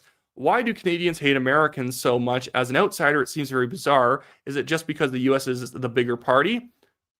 Honestly, kind of. That's kind of why a lot of Canadians don't like the United States. It's like the bigger country that's more well known, that everyone wants to go to. And that doesn't mean that Canada's not great. I really like Canada as a Canadian, of course. But I think there's a certain type of Canadian who sees America as like the snob, not even snobbish, but the boorish, loud country that like stinks up the joint, and they should like smaller, more sophisticated Canada more. And everyone does that. Everyone craps on the US, but everyone in, Alberta or British Columbia who hates the US probably still has a summer home down in Phoenix. It's one of those things where everyone hates the person who's really popular and who's really rich, and that is the United States. And again, doesn't mean there's nothing to criticize about the United States, but the hate tends to be honestly kind of thin when you get down to it. Dallas Brat 81 for $5 says Carney is risking losing Kuzma in his stupidity, meaning Canada could lose free trade. Trump is talking to Democrats. And the funny thing is that we keep acting like the Democrats are going to save us in this country. It's like, who do you think is historically the bigger protectionists? It's Democrats. Democrats are the ones who usually support trade barriers. As Mark Warner pointed out, Democrats and Republicans in bipartisan fashion, not everybody, but it was a fairly safe vote that went through that gave Trump more powers to control trade. Many Democrats are in favor of tariffs on Canada because it helps buoy up their local economy. Not because it's actually good for America, the tariffs, but if you're an interest group in the steel or aluminum sector, you do want Americans to have to buy your product instead of buying cheaper Canadian steel or aluminum. Kimmer4761 for $13.99 says, David from Leaders interviewed David Coletto, Abacus, regarding their poll. If Coletto was polled for honesty, wow, most comments disagreed. Coletto is a good pollster. I like Abacus, but David Coletto himself, and this is actually what I would say tends to make him quite good, he is very liberal. You'll listen to his opinions and he's very liberal, but I would still say his numbers tend to be pretty accurate. He shows the liberals' government approval rating popping back up right now. I don't think that's wrong. I think it's just the consequences short term of fighting with the United States. It always happens. Every time Carney fights with the United States, he gets a little bit more popular. Now, I find every time he does it now, he tends to slump faster than he did the previous time, because it's a trick that you can only pull off so many times before people being like, yeah, I dislike Trump too. But can we save the economy now? Can we kind of stop fooling around? Mid Yanso for $5 says, just let your hair grow. In 2 years, you'll look fantastic. Thank you for your work. I'll just turn into a giant hairball if I do that. I'll literally just have like flat out an afro. K1R116 16. I think that's what you're going for. I don't know. $10 says the hyper-partisan liberals telling the conservatives to stop asking Carney about the trade details is highly concerning. It's like they want this country to be a dictatorship. Well, yeah, they want you to just believe Carney when he makes these claims that were themselves contradictory even at the time, because he says, oh, there was last-minute changes. And he didn't name a single thing that was actual last-minute change, which makes me think the claims about what Trump or Lutnick may or may not have done are kind of hollow. So I don't really see, I don't know why they should be so concerned about Canadians seeing the details of the trade deal that feels, if anything, fairly like normal, that you should show the details of a trade agreement that you didn't sign that you're claiming was like completely unacceptable and is now putting us into war mode against the United States. Cyber Nomad 26 says, if Carney hates the U.S. so much, then he should pull out his U.S. investments. Such hypocrisy. Absolutely. And the funny thing is, all this stuff is quite good for his U.S. investments, ironically enough. Not that he's doing it for that reason. I think he hates the United States and likes attacking Donald Trump, but his investments are pretty safe in all of this because it's not going to be affected by the Canadian economy going down. Handsome Pete for 814 or 914 or 279 says, "Can you say hi to my girlfriend Amanda in Saskatchewan?" Hi, Handsome Pete's girlfriend Amanda in Saskatchewan. Good job for you. I don't know who you are or what you've done to Pete, but stop it or keep doing it. I don't know. Hi. She has been hide. Ravu Sades for $5 says, like Myron, I'm out of work, been looking for months and dealing with cancer. Oh my goodness. Well, sorry for that. I'll try and make sure to pray for you. Many jobs in my field, IT, seem to pay less for more work. Thanks, Carney. And well, and we can see the weakness of the economy. That was a really funny moment on, I think it was CNBC or it might have been Fox Business or something like that. Dominic LeBlanc went on, and the host just started telling him to his face, "You are the worst performing economy in the OECD in terms of per capita growth. You have been shrinking most quarters. What's going on? How are you guys going to actually fight back against the Trump administration when you have such a weak economy?" And it's been like this for a very long time. Dominic LeBlanc just dodged it like he was in the Matrix. Just started talking about the trade war again and what should happen and how tariffs hurt Americans too. What the heck are we doing, man? Like, come on. This is why the Canadian media sucks. Nobody's ever said, hey, we're ranked last place in the OECD out of 38 countries in terms of per capita growth. Does that embarrass you in any way? Never. I've never seen that in Canada at all. Never a question that pointed, unless it was like Trudeau when he was under such crisis in 2024. Journalists were asking him negative questions because the liberal establishment had decided they were over it with him and they wanted him out. Destroyed for 279 says, bring Pure Polyev here and you will get 100,000 subscribers. I've never asked, and I just assumed they would say no, so I just never try. Maybe I would someday. I'd probably end up annoying him because I just keep asking him questions about, why aren't you running on this? And he'd be like, well, I have this reason. I'd be like, you should still do it anyways. The Jeff 111 says, will this inflame or depress Alberta independence? I don't think it really does. I think it's just kind of a wash because it's going to create some patriotism among some people, and it's going to also frustrate other conservative types with how Mark Carney has been just kind of messing around too much, and he's not actually serving the best interests of Canadians. So a lot of people be like, what's the point of even sticking around in this country? Alberta would probably negotiate a faster, better trade deal than the Carney Liberals do nationally for all of Canada. Sasquatch Chronicles for $4.99 says, I watched a Canadian give a speech about sovereignty, but just prior gave a land acknowledgement, apologizing for being on stolen land. It was strange. And I think you have found the comedy in Canadian politics. We want to be nationalistic for Canada, be elbows up, but also we're evil racists who stole all the land and we're like abusing Indigenous people for like not even in the past. Right now, we currently are doing it still, but America, they're horrible and racist, and they're trying to annex our country that's all stolen land anyways. Good job, Canadians. Slim Chance, F5H for $5 says, I don't recall Carney campaigning on the New World Order and union with the EU. Well, yeah, and he did campaign on getting a trade deal, and we're not getting that. So really, it's kind of boo on all of us if any of us voted liberal and actually thought that stuff was going to be real. I know none of us did, but man, imagine voting liberal and having to do the mental gymnastics in your own brain every day, justifying that, no, I wanted all this. No, this is definitely what I wanted. Steve 2P3N, so I almost say Steven, $27.99. Thank you, Steven. I had a liberal tell me the other day that no one should worry about losing their jobs as they can just go get another one. Unbelievable mindset. Thanks, Wyatt. I always enjoy your work. And this is textbook. Thank you for the story, Stephen. Textbook example of how the liberals are able to get elected. There are people who just don't know how physical reality works. Oh, you lost your job? Oh, just get a new one. Oh, you can't pay your mortgage? How about you just get money and pay it? All these people who probably, if they ever had a job themselves, had easy jobs that were impossible to lose, or they, effectively were like handed a job, or it was some union job that you like basically got paid a lot of money for, and you could probably not even show up for 5 days every once in a while and nobody would even say anything.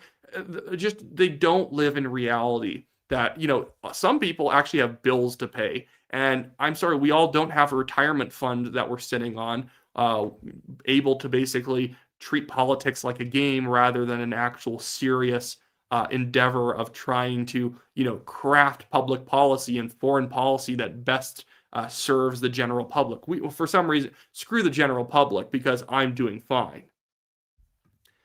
Not enough toys says for $20. Assume Greer's version is what was offered. Do you think Canada will get a better deal in the next round? If not, what do you think the ramifications will be? Good luck to 100,000. Hit that like button, everyone. Yeah, thank you. And everyone, if you're watching, hit the like button. It really does help out a lot. So thank you for the reminding me of that. Not enough toys. I assume, and I'm not just doing this because, Wyatt wants to side with the Americans. I assume Greer's version is the correct one, which again, we still have it's still a bit hazy what that version is. Again, someone in the chat said they were willing to put steel and aluminum at 10%. Some have said, or 15 or so. I have heard anything from 10 to 25. Who knows? Would going back and doing another round of trade talks make it better? If we offer the same things, no. If we offer more and we get over ourselves, and I'm not saying like get over yourselves, just let the Americans win, give them anything they want. C11 and C18 are not giving them things that we like. Canadians don't like C11 and C18 if they know what they are.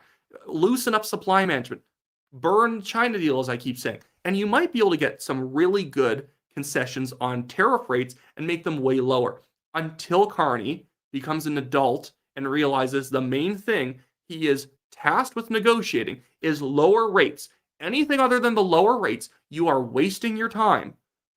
You don't protect things that make Canadians' lives more expensive or don't at least help the quality of life. You don't hold on to those things instead of getting lower rates. Lower rates are the only thing that matters in all of this.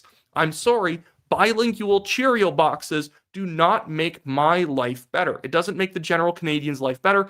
In fact, make all the boxes French. I don't care. I'll be able to figure out how to heat it up in the microwave anyways. But we, for some reason, live in a country where our leadership cares more about protecting its Chinese EV dumping deal than it wants to get lower rates on steel and aluminum exports to the market that we export 78% of our goods to. Elon Mars for $5 says, any comments on the chance that Carney will implement a home equity tax? I don't think he'll do that. That would be political suicide. Remember, the liberal base is older voters who are very likely to have a house. Now, if you're above the age of like 60 or 50 or so, and you're watching this channel, obviously you're conservative. No, there's no such thing as a demographic that only votes one way, but that is where he disproportionately gets his support. He will never tax anything that will hurt his biggest support base. Home equity tax would immediately wipe him out because that would just have all of these elbows up voters who sit at home and watch the CBC. They would turn on him on a dime for that particular reason, which is so hypocritical. They don't care if other people are losing their jobs, but if you come at me for my home equity, I'm going to strangle you to death, Mark Carney. Anfield for $5. Thank you for that. What's the likelihood Carney and Trump make a deal behind the door and both are actively working together for the liberal majority? I don't think that I think Trump probably somewhat regrets helping Carney win the election. I think he had a really dumb chip on his shoulder about Pierre Poilievre because Poilievre, as a conservative in Canada, you so often get accused of being the Trump guy. And so Poilievre had distanced himself because Carney doesn't have to distance himself. He doesn't, liberals never get accused of being MAGA or being like Trump-like. And again, I like a lot of Trump's policies. And it's not because, why it's some sycophant for Trump. It's because Trump has conservative policies. I like conservative policies. I don't like its tariff policies because I don't consider those conservative. I like some of his foreign policy. I like some of his other policies. You can probably easily guess which ones I like or which ones I don't like. But Poilievre had to answer, what do you think about the evil orange man from down south? And Poilievre has to be like, I'll work with Trump, but I'm not a Trump conservative. And he had to say stuff like that. Oh, I'm not a Trump guy. And it ticked off Trump. But Carney never had to say, I don't like Trump. I'm not a Trump guy. because he's a liberal. He never gets asked, "Are you a Trump guy?" And so Trump artificially liked Carney because he never said anything that negative about him. He would say, "I'm going to stand up to him. I'm going to do stuff like this. I'm going to get a good deal for Canada." But Poilievre had to say things that were more personal about, "I'm not a Trump guy. I don't like MAGA. I'm not the MAGA guy." And it looks like, because Trump sees it as, there is a right-wing leader who usually would be embracing me if this was Europe in a proportional representation system. Look at this guy rejecting me. Screw him. And that's what happened there. And so it was something where I think probably Trump these days knows he messed up, and now he's in this ridiculous situation where Carney doesn't want to play ball for political reasons, where if it was Poilievre, I think we would have gotten a better deal faster, and we wouldn't be getting into needless fights with America that is distancing Canada and America from each other. Jeff Ian Lanton for 199 says, "Why won't Trump release the trade deal?" Now, they released a list of what they had demanded, and a lot of it was around cultural policies and whatnot. I think it's probably a courtesy thing on both sides that they haven't released it. I could see the Americans leaking it at some point. I think if it does get put out, it's going to be leaked. It's not going to be officially put out by Carney or Trump's administration. Maybe he can be forced to in Parliament, but the Liberal majority can kind of insulate him from having to give details. And even if the Americans release it, I bet the Canadian government would just be like, "That's not the real deal. They're lying." And they were like, "Well, prove it." And there's like, "We don't have to." Jeff K1G says for $6.99, "Could walking away from the talks have given Carney some leverage? See rest of my chat, please." This was a while ago. I'm gonna try and find this. I'm gonna go to 820. Okay, I'm actually catching up though. So it's Jeff, and I'm trying to find what else he's saying. Sorry, sometimes the super chats take me out of the normal chat because I'm just having to go through all the supers. Could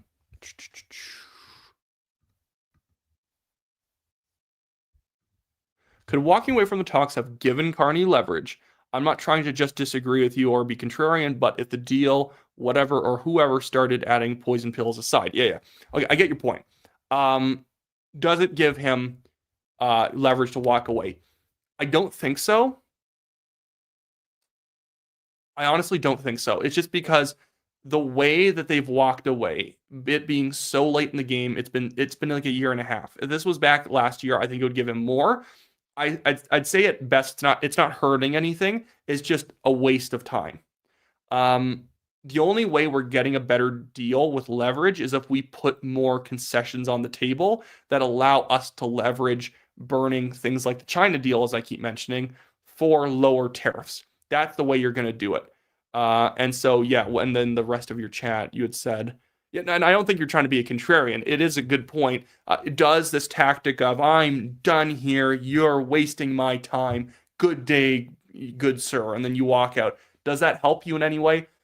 It could. You just have to do it right. It's just Carney's not doing it right, honestly. He just doesn't know what he's doing.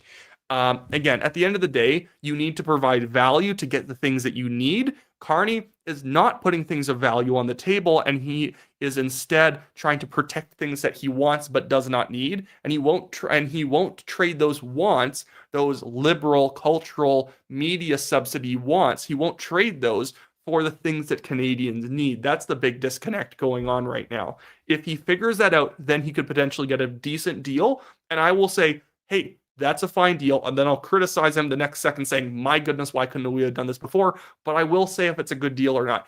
Half of the deal is quite good right now, the other half is bad. Quite good is auto tariffs, softwood lumber, good. Aluminum and steel, not good yet. 25% on both was the original problem that we all rightfully did not like.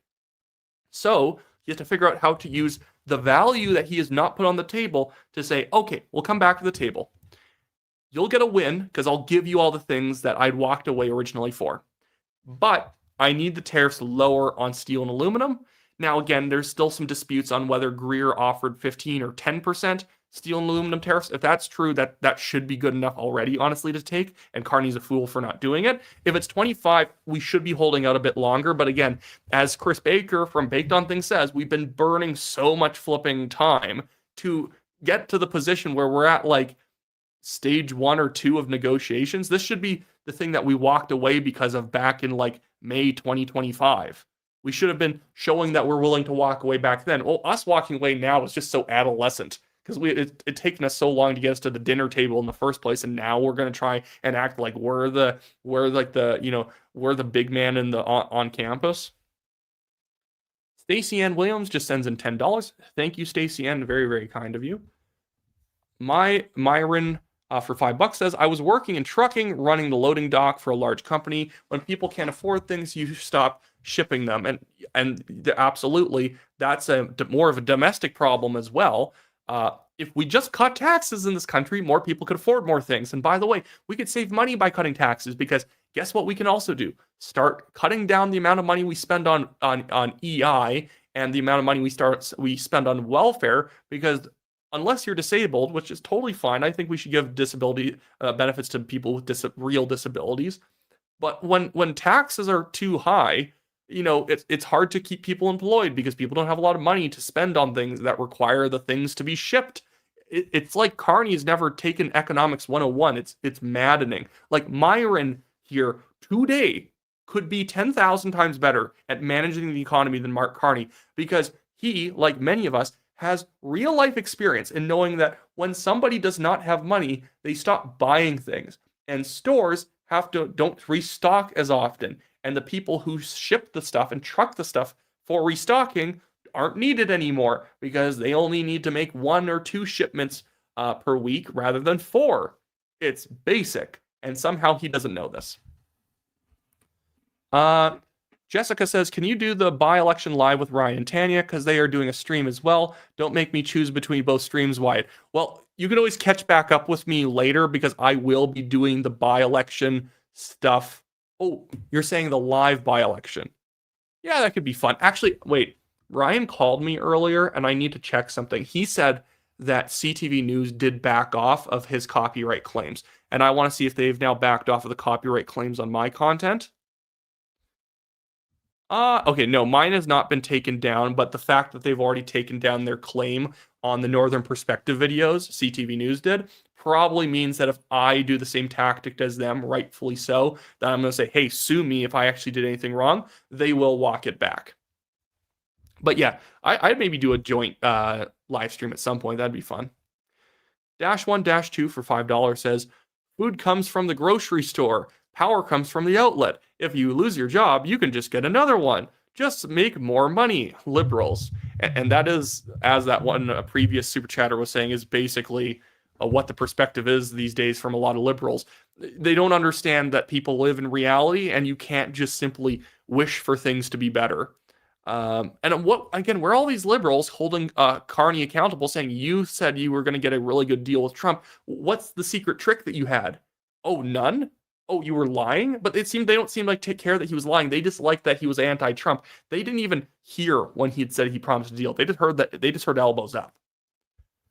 King Odie for $5 says, liberals and leftists don't live in reality and only live off of wishful thinking.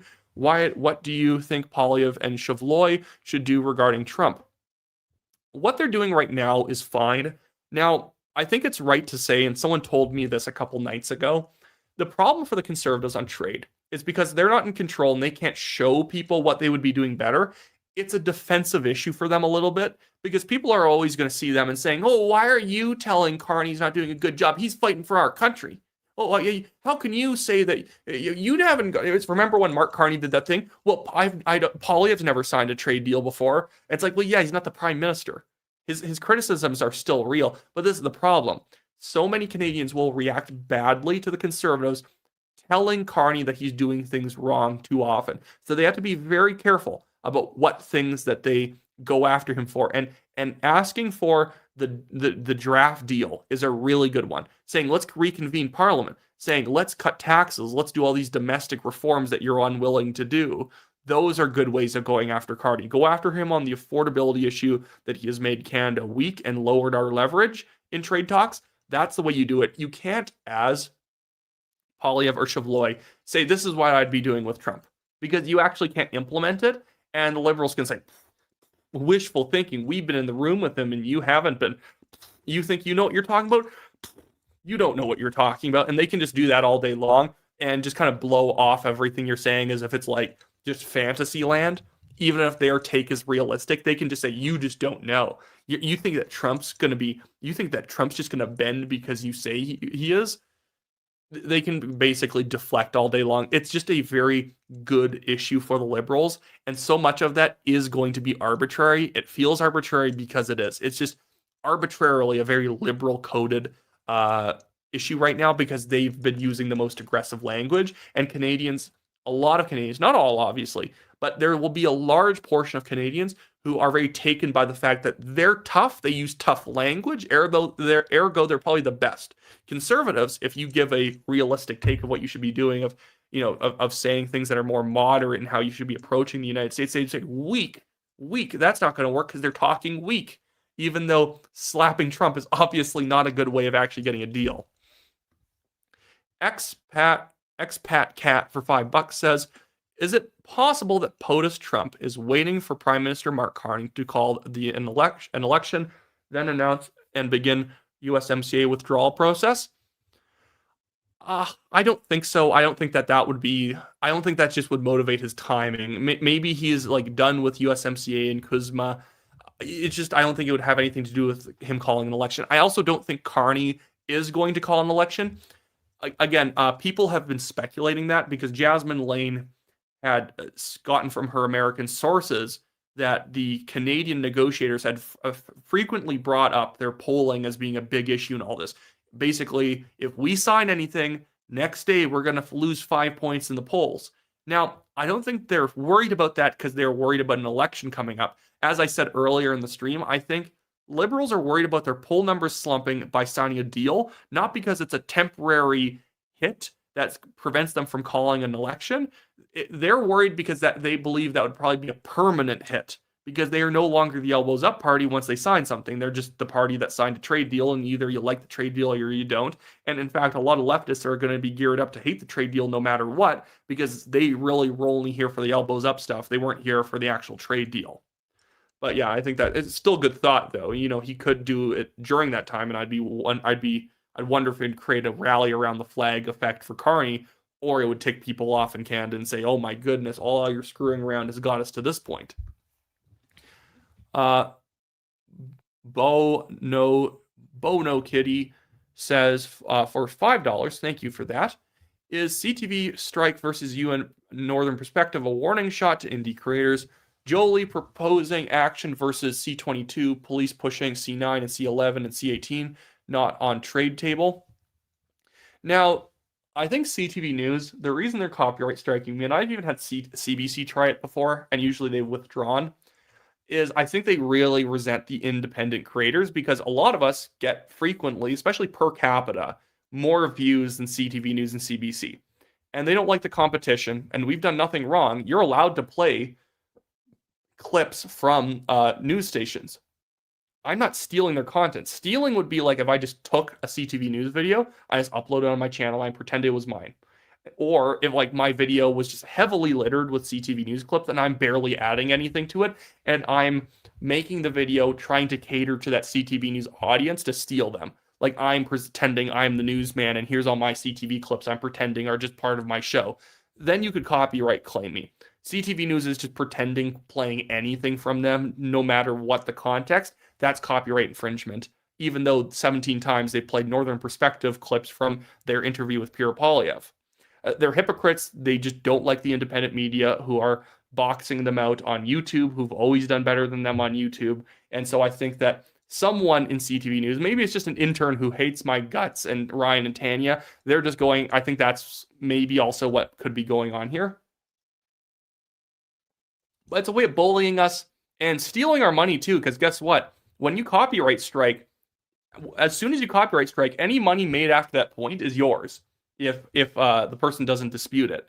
It's really ridiculous what ends up happening. But yeah, thanks for the question there, Kitty. Berkeley Moses for 221 for $5 says, I think Giovanni and Corey tonight are going to be long-term problems for Pierre. Uh, have Jamil Giovanni's comments been bad in all this?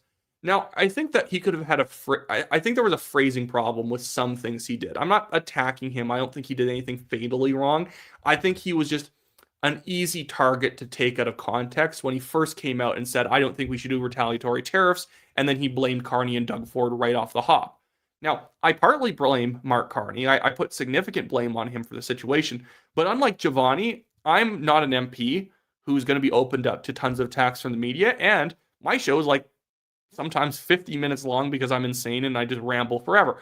But I can explain myself. I didn't think it was smart for Giovanni to post that in such a short form way that could easily just be interpreted as, look at this Benedict Arnold over here who's siding with his friend JD Vance against the Carney liberals.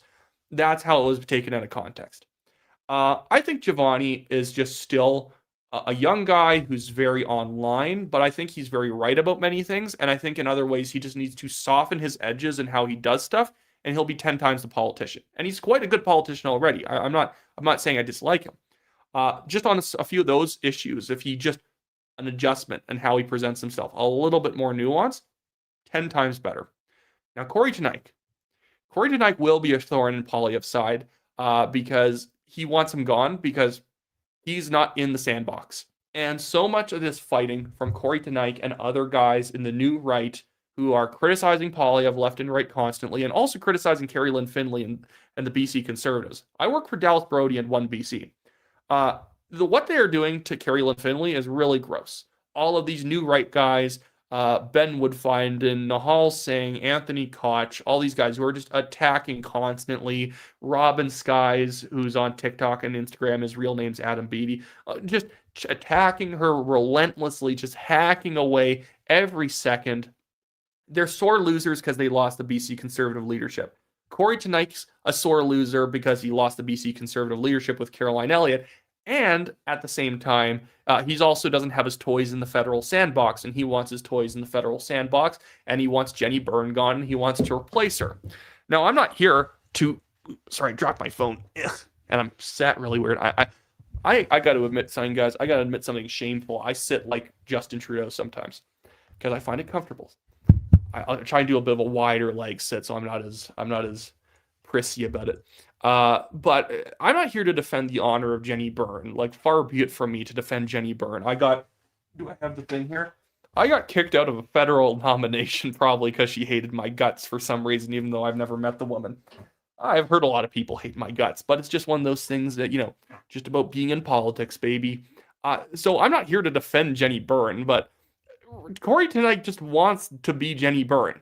He just wants to kick her out of her spot and take her spot. And I think it's so toxic. We have like consultant wars going on right now. Nothing to do with ideology. Just to do like people just taking reflexive positions against each other simply because they want to have their toys in the sandbox. Corey Tonight and all these new right guys criticizing online influencers and creators and whatnot, and the Poilievre guys, they're not doing this because they believe the things they're saying. They're just saying whatever they think is going to undermine Poilievre. It's really gross.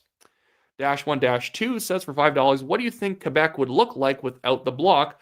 Are the Liberals pandering to Quebec so hard because three-way battles are riskier?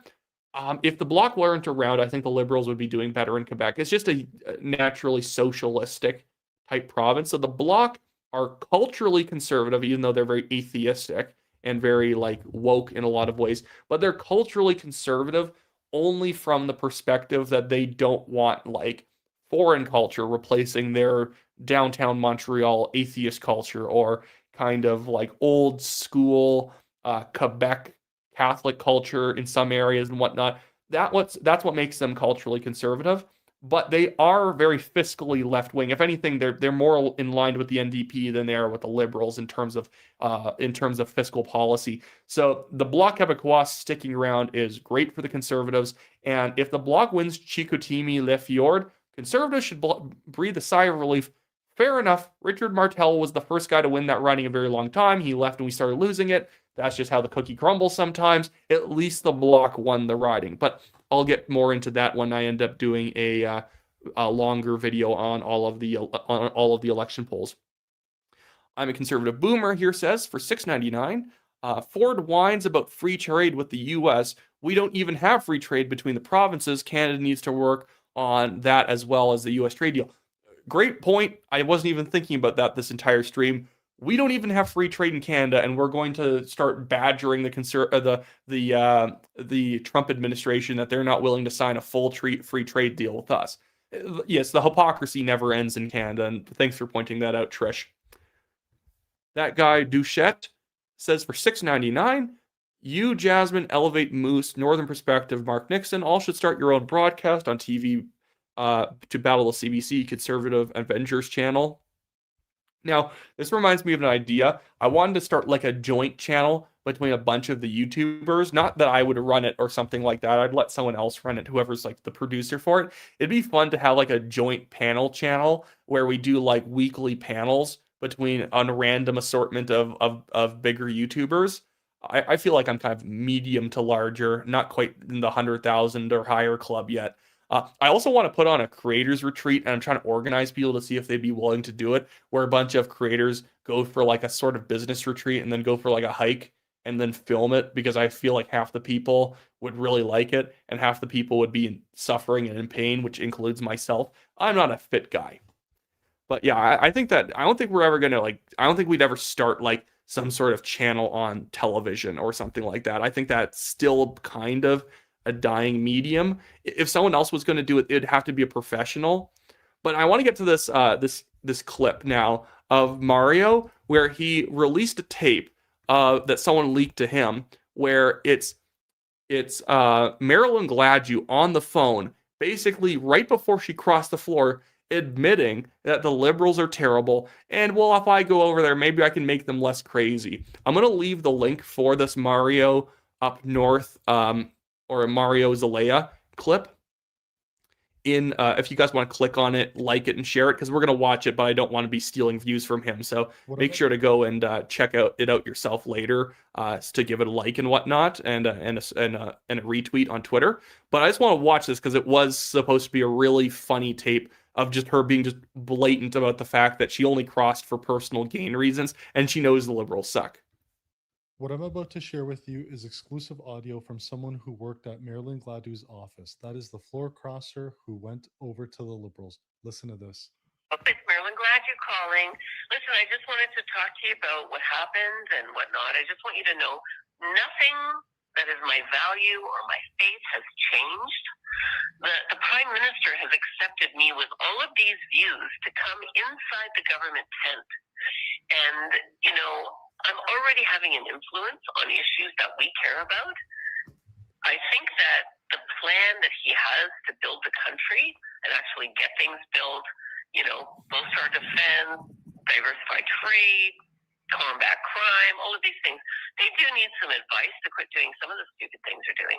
But he's willing to put the past behind and focus on those things and take advantage of my talents. It'll be better for the riding in terms of the government support that's going to come. And honestly, my long-term conservative supporters, many of them have been saying, listen, Pierre can't win, and we don't have faith in him. You need to get on the government bench or we're voting Liberal. We would have had an election if I had not given them a majority that would have resulted in us losing 40 to 60 seats on the Conservative side and Pierre losing his leadership. So now this gives them time to rebuild. It's actually good for everybody. And honestly, don't be dismayed that your work is not wasted, and the experience that you're gaining, you know, please stay in the Conservative tent, help them pick another candidate, and, you know, get them elected forward. And it's all good, not to worry there. All the stupid things they're doing.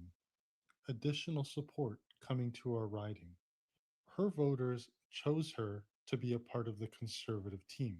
They didn't vote for her so she could betray them and join the Liberals. And by the way, I also reject the argument that Carney was going to call a snap election if she didn't cross the floor. If he called a snap election, he would have lost.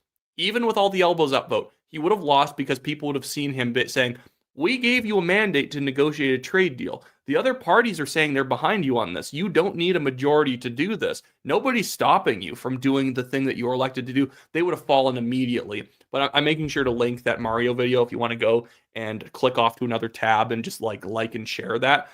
Really good audio. And she's saying, well, it changes nothing about my faith.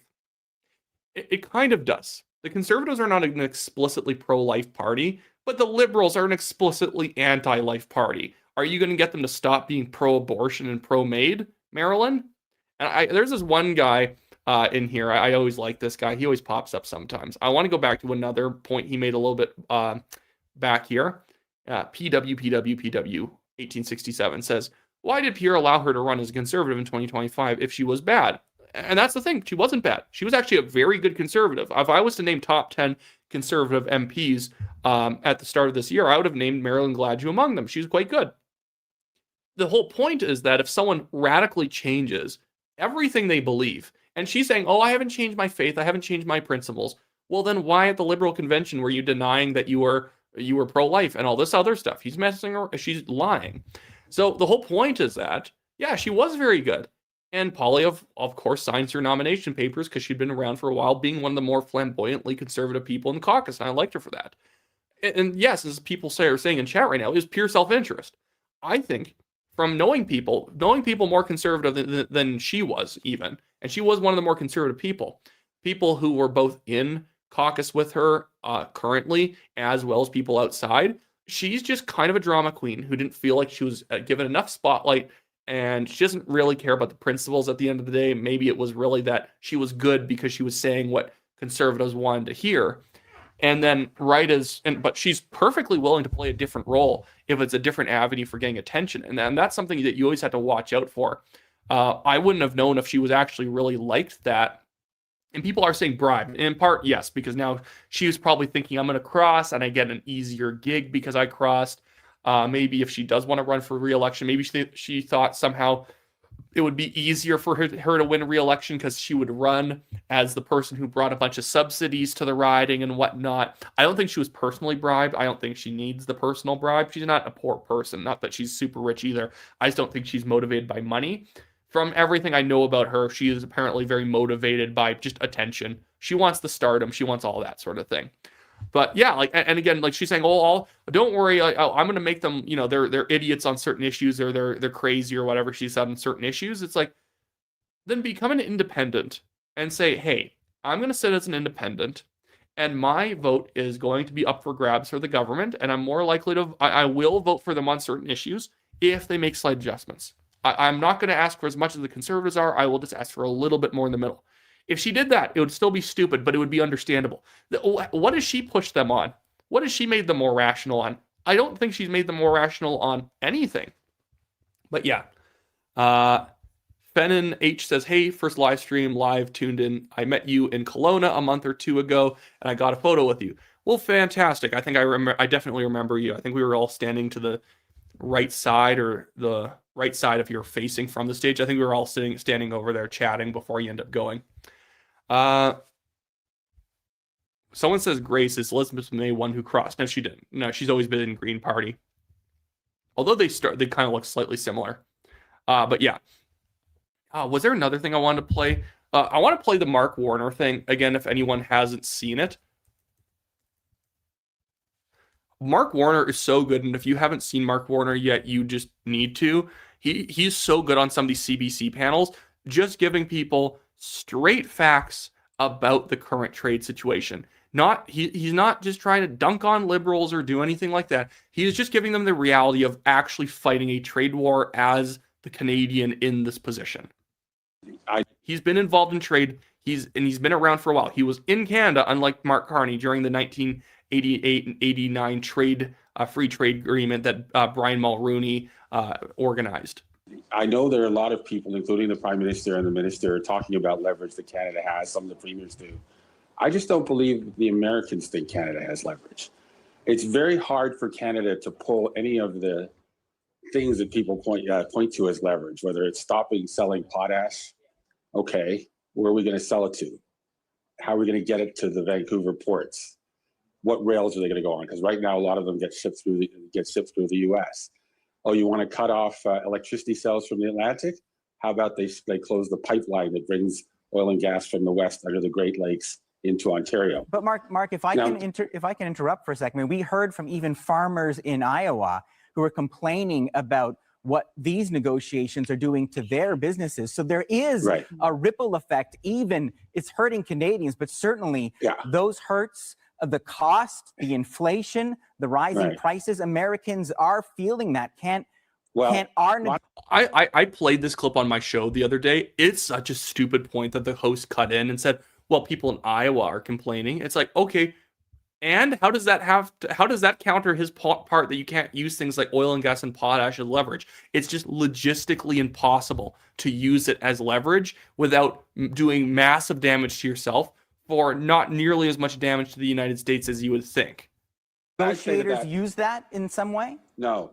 No. I'd say this, you know what, the real evidence of that, since 1984, we've had our producers of softwood lumber have faced tariffs from the United States, countervailing duties and anti-dumping duties. And Canadians go down there all the time and they say, it's increasing the cost of your housing. Guess what? The tariffs are still in place. We don't listen to American politicians when they tell us that dairy supply management increased costs to Canadians.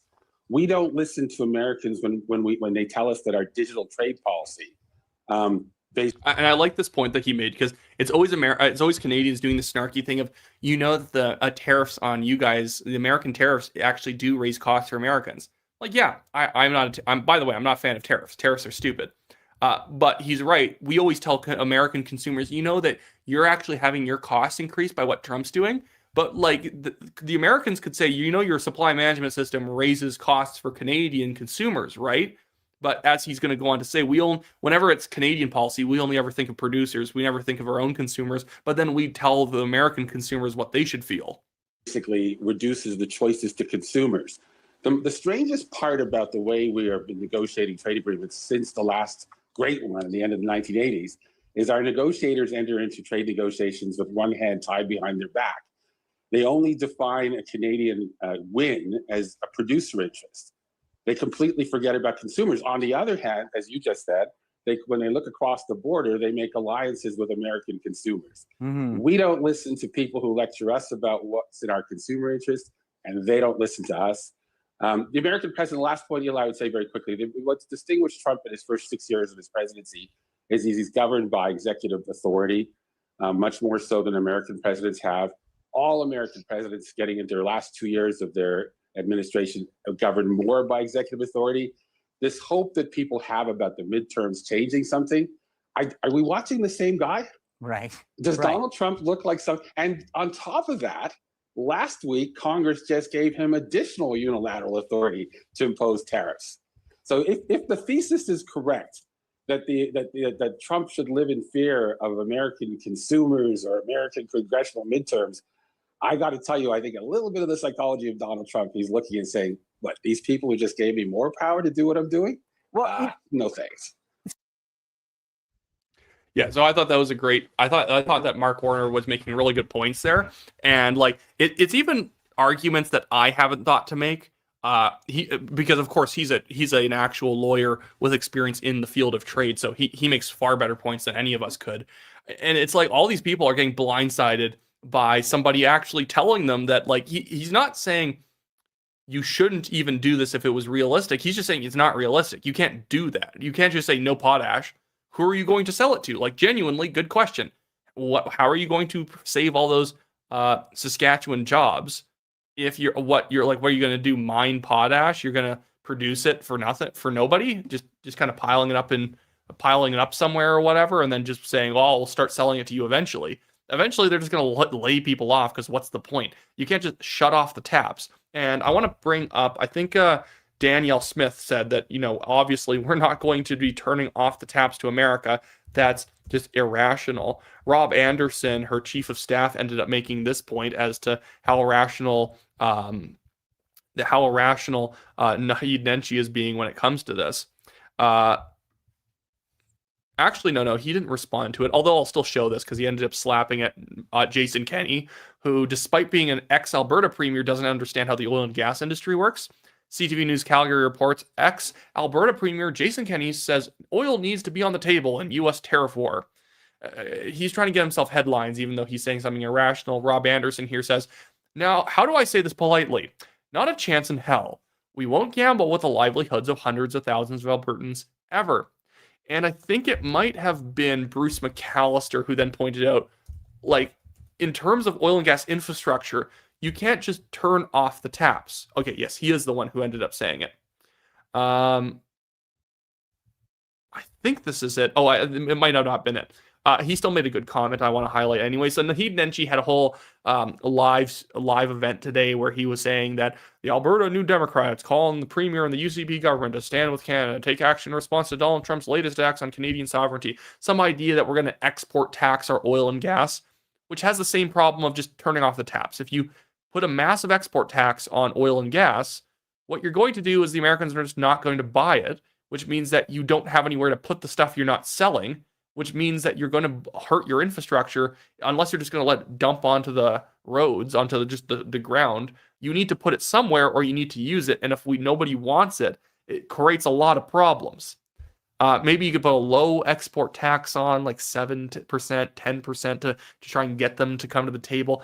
I just don't think in a short run, and even in the medium term, that would be enough pressure anyways. And if you make it too high, they're just not going to buy it. And then we're just out of luck. We don't know what we're doing here.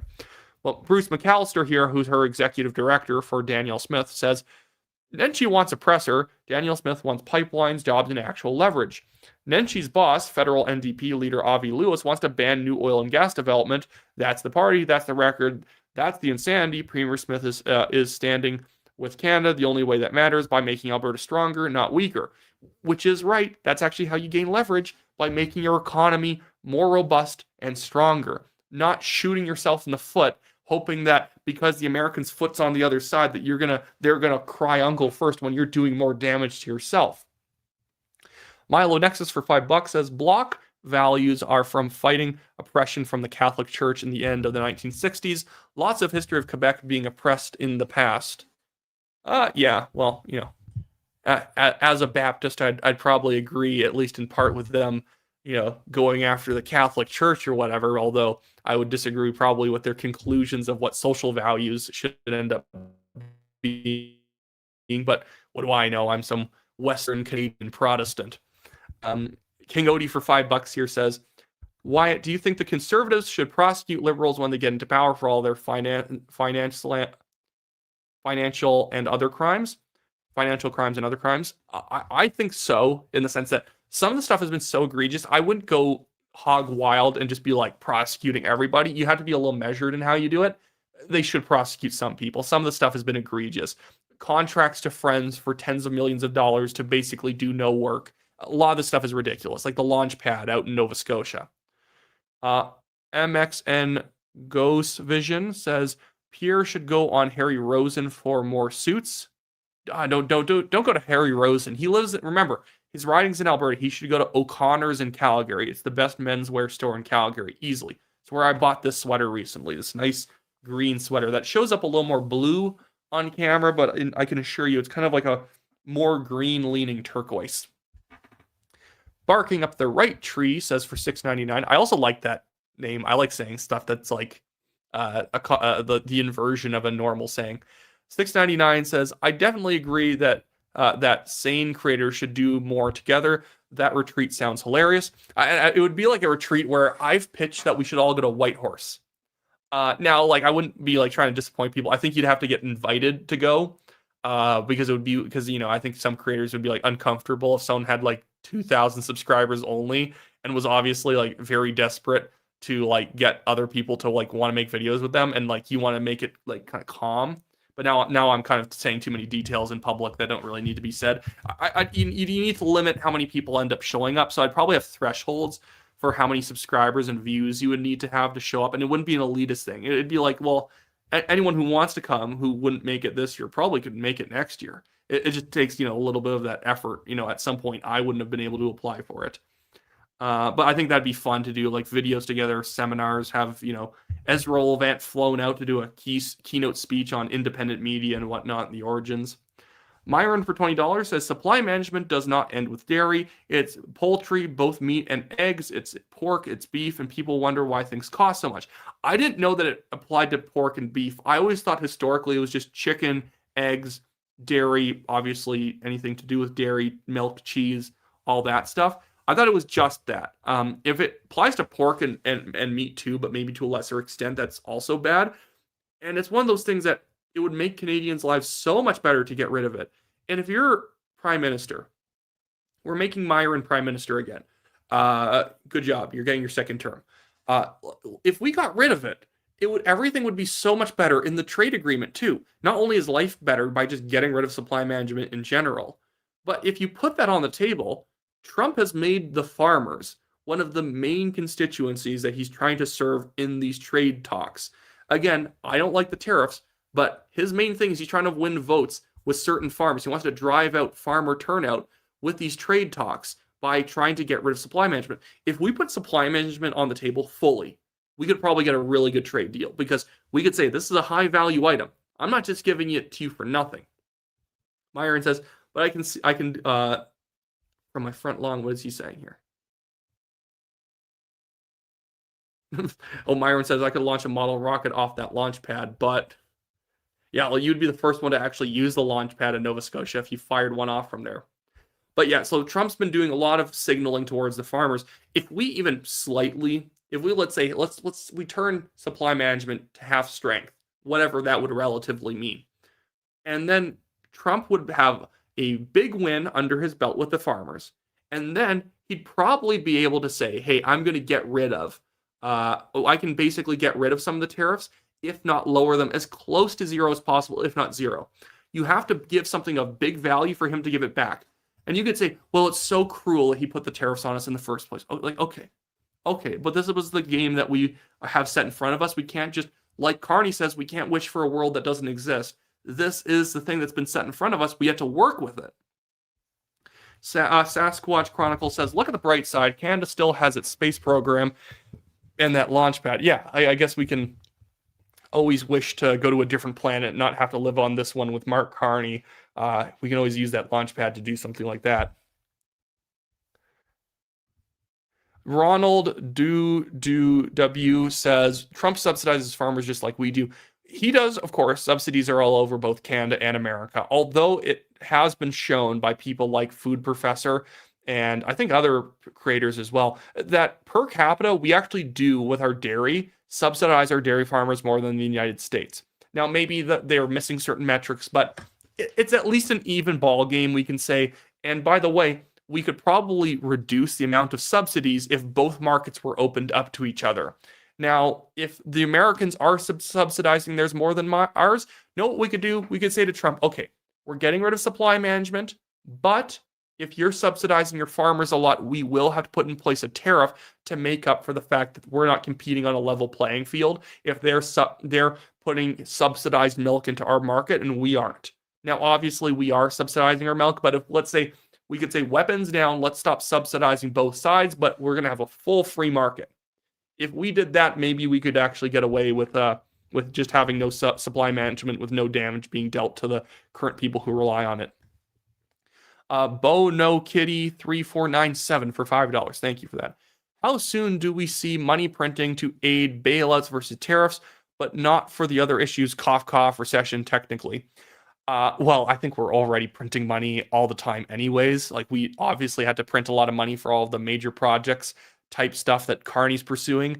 Yeah, we're gonna need a lot of money printing to pay for the $25 billion of package of subsidies for the companies losing money on the new round of tariffs and the old ones that are still persisting.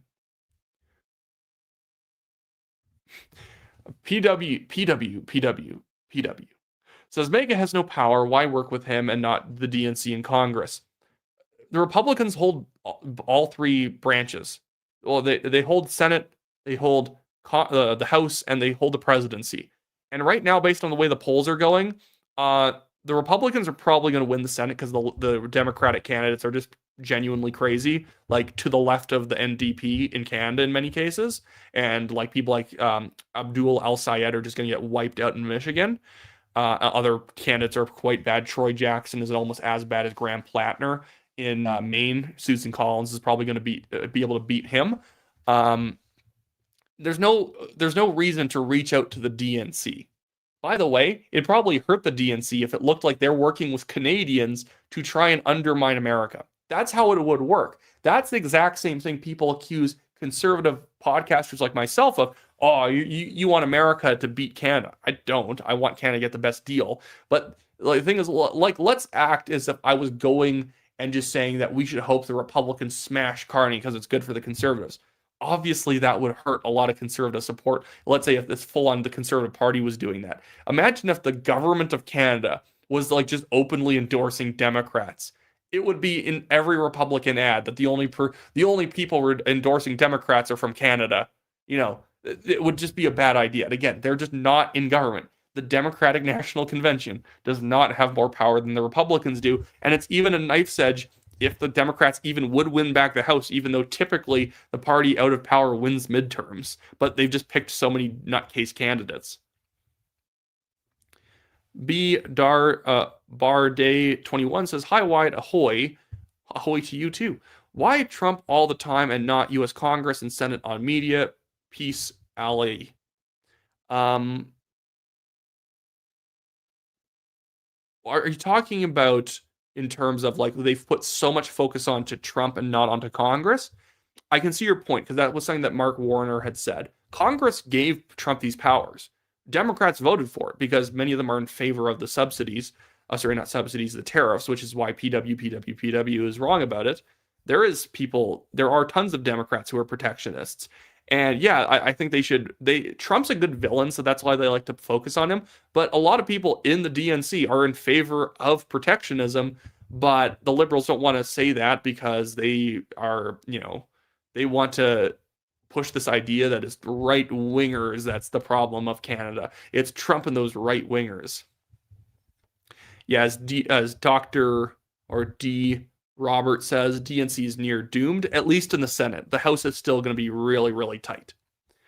Ronald Dowand or whatever says, latest polls have Dems ahead. The difference is that the generic ballot, Democrats need to win the generic ballot by like 8% or more to actually flip the House. Or it's like more than like 7. The problem for the Democrats is that they really, really get really high turnouts in Manhattan, San Francisco, LA, and other sort of congressional districts like that. But it's the swing districts that the Democrats don't do that well in relative to their polling. And so that's where the Republicans have a big advantage. Their incumbents obviously have the advantage of being incumbents. And the Democrats have put some turkeys of candidates in place. And so while, yes, they'll have 75, 80% of the vote in certain San Francisco districts, the problem is that they're going to lose some Virginia ones, some Florida ones, Michigan ones, by a couple points here and there because of bad candidates. John James is probably going to end up becoming the governor of Michigan. He's going to pull a lot of Republican Congress people over the finish line to victory. And and the Democrats are in big trouble because their candidates are too radical. Tracy W5754 says, how much will liberals steal and scam out of the $25 billion package? As much as they can get away with, probably. Really depends on what they're going to end up subsidizing, of course. PW says, Democrats are united behind their leaders. MAGA and neocons are fighting. Not really. The Republicans vanquished all of the woke right kind of nutcase candidates. The Dan Balzerians, the James Fishbacks, the Mark Lynches. They all got wiped out. It's the DNC that's having a problem with the DSA candidates winning all over the place, that you're going to get a lot of moderate Democrats and independents who will not show up for them. Like the Nixon lady who was running for the Democrats in Florida, who's endorsed by the DSA. She's absolutely nuts, and she's going to hurt a lot of congressional Democrats who are running for the House, because most people like to show up. Most people show up for Senate and governor. People like to show up for the biggest races, and when you're a terrible candidate and you have terrible candidates for the big races, they don't show up and vote for the people in the smaller ones either. That's the problem. And as this person points out, which is right, the DNC is bankrupt. And as Angela Williams points out, Anthony Housefather, question mark? Yeah, so the Liberal MP from Mount Royal in Quebec, Anthony Housefather, went to go and hit doors for Debbie Wasserman Schultz in her re-election campaign for the Democratic primary in her Florida district. Running for somebody who is pro-protectionist, by the way, if anyone's keeping score. And Sasquatch Chronicles is right, and this is also saying Mark Warner said, even if Trump loses the midterms, means nothing to Canada. Trump will have the exact same powers. Yep. Raptor fan says, Wyatt, you should interview David Coletto. He doesn't have DMs open. I'd invite him. I just have no real good way of contacting him right now. Angela Williams says, we are classical liberal. Yes, we are. We are actual classical liberals. Current Canadian liberals are modern liberals, and they believe that, that government has a big role in the free market, in basically society in general, whereas classical liberals, of course, are like what conservatives really are. Myron says, we want Canada to succeed. That only comes from getting rid of the liberals. Well, absolutely. And it's not unpatriotic to want the people holding the economy down to leave us alone. Yeah, right-wing nest says, people forget the party in power never wins the midterms. It's not that they never do it. It does sometimes happen. You sometimes do come out on top. In fact, Trump has always had a decent record in midterms. In 2018, he won one of the houses, or I think he lost both in 2018. 2020, oddly enough, even though Biden won, Trump and the Republicans won the Senate, and then the Democrats barely won the House. 22, the Trump actually, I think they didn't win back the House, or I think they barely won back the House and the Senate. It's been very up and down, but Trump has been able to hold on to one house and not the other, whereas like Obama was awful in the midterms. In 2010, he just lost everything, and then in 2014, he lost everything again. I think in 2012, he actually lost Congress, even though he was on the ballot again, and you would assume that would help him. Wyatt, Wyatt, you would love a tour of Edison Motors, not far drive from you, soon to be riding in Calgary. Well, maybe. I could see that.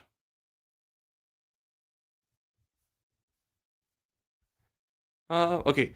Harris HCH says, for $5, I'm concerned that the economy shrinks fast and businesses close down due to the tariffs. The unemployment rates have been high and the close downs may worsen it. And the problem is the subsidies are going to be hard to target to the right people. It's easy to target to the big factories that could shut down, but the smaller players in all of it are the ones who usually go first because they're easy to ignore. Myron for $5 says, yup, it's awesome listening to someone who thinks, has brain, and can actually form proper sentences. Well, thank you, and hopefully that applies to me and you weren't meeting somebody else. But thank you for watching the show, of course. Polymarket Senate, 52 Democrat, 48 Republican. Yeah, don't listen to Polymarket. The Polymarket thought James Fishback had a 15% chance of winning the Senate race or the governor's race in Florida, and he got 11% of the vote to Byron Donalds' 48%. James Fishback didn't even come in second place. Polymarket's fine. Remember, Francesca Hong had a 99% chance of winning the Wisconsin Senate or Wisconsin governor's nomination, and she got destroyed by this Crowley guy who was down 24% in all these cooked polls that ended up coming out. So Polymarket can be very manipulated by bad information. It's sometimes good when everyone who's voting in it has good information. Like Harris versus Trump, Polymarket was pretty accurate because there's a lot of information that's very accessible. The more local the races get and the bigger the scope is, it's harder for people to understand, and their bets don't mean as much. Brandon Stone for $5 says, I'm a socialist, but I'd take free market conservatives over crony capitalist liberals any day. Well, that's weird that you're a socialist, but I guess more power to you for watching the show. Thank you for giving me your socialist $5. And well, in a certain sense, I think you might want to think about what the liberals really are, because socialism is government control of the economy. It doesn't mean government ownership of the economy. That would be communism, where they literally own every factory. A lot of the things the liberals do that don't work is socialism, in the sense that it's the control of the dairy industry and poultry and chicken and, beef and pork, as I've been told that also is included in it. That's a socialist system. It doesn't mean private firms aren't involved, but it means private firms are basically only operating at the behest of government, that government tells you exactly what you're going to produce, how much you're going to sell it for, and all this stuff. That is socialism. And socialism isn't there's the hammer and sickle on the front of the factory, and that's where I don't know, you like help make chain link fences for the government or whatever for the concentration camps. Socialism is controls the economy. You can be a socialist country with no nationalized brands. You're going to all be private, but if they're all basically only being able to operate with what the government tells them to do, that is socialism.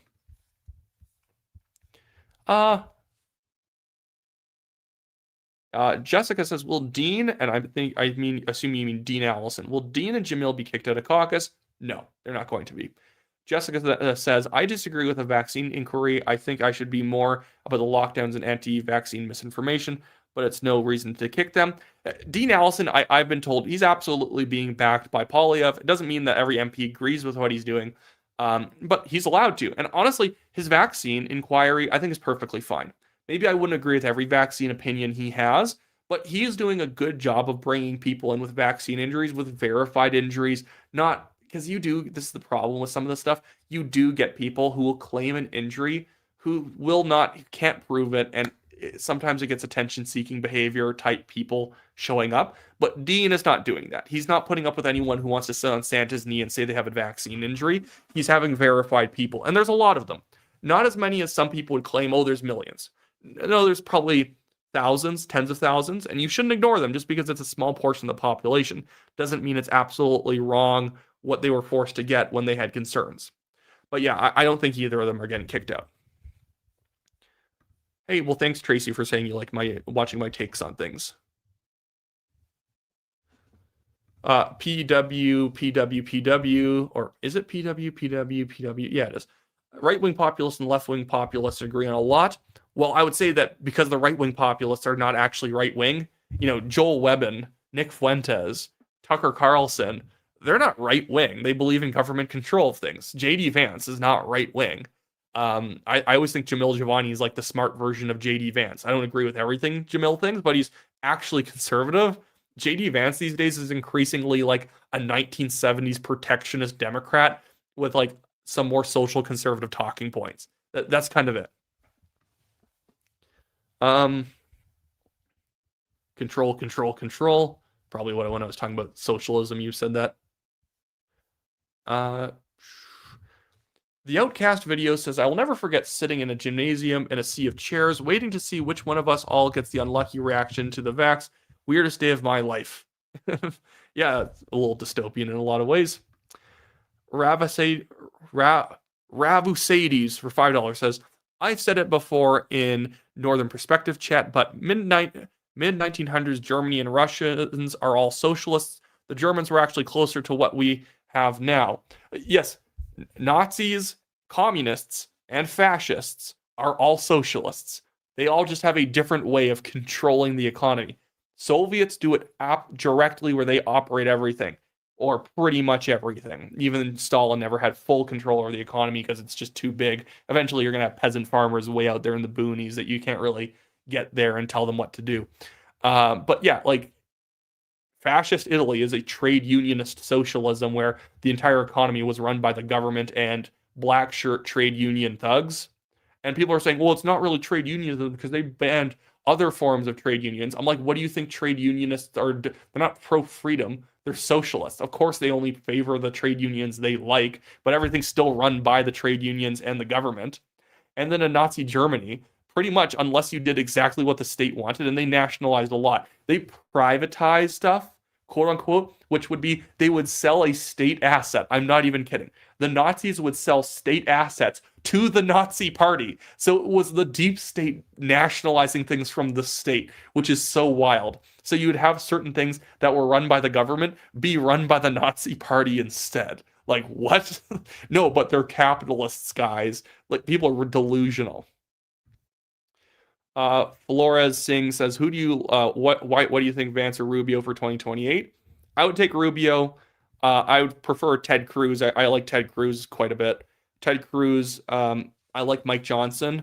Maybe Rubio. Ben Shapiro says he's risk averse, which I could see. Yeah, right wing Nest says retards think the Jews did everything. Yeah, honestly, anti-Semites always make Jews sound probably cooler than they are. It's always that joke that Jewish people, every time they want to, it was that old joke about a Jew living in Nazi Germany, and one guy was saying how horrible everything is living there. But one guy said, but if you open up a Nazi newspaper, it's so amazing. I didn't know all the things that we controlled and all the stuff that we owned. Jessica says for 279, my cats had 6 kittens on Sunday. Well, congratulations, Jessica, for being the mom of 6 cats, or the co-mom of 6 cats. Karen Law says, will Ted Cruz run? I don't know. It's so far out, you never know who's going to run for something.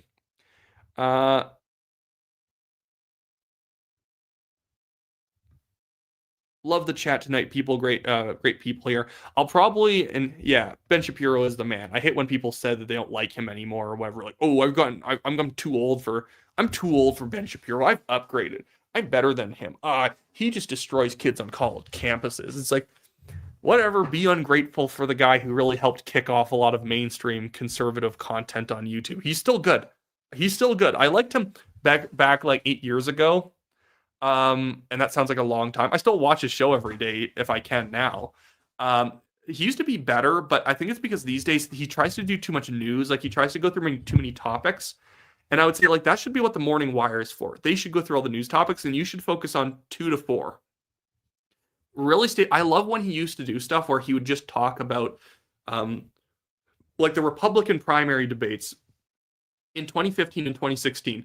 He would give letter grades to every single candidate, talk about their performance, play some clips, including the undercard debate of the people with only like 1 to 3% of the vote. I thought that was always really interesting, the way Ben Shapiro did that. And these days, the only criticism I have of him, one is he says thing too much, if you know what I mean. He says, do the thing. They believe in the thing. Everyone thinks the thing. Like, he uses the word thing too much as a filler word for like whatever the big word of the topic is, which I think he has to stop doing because it makes him sound a little bit dumb, even though he's a very bright guy.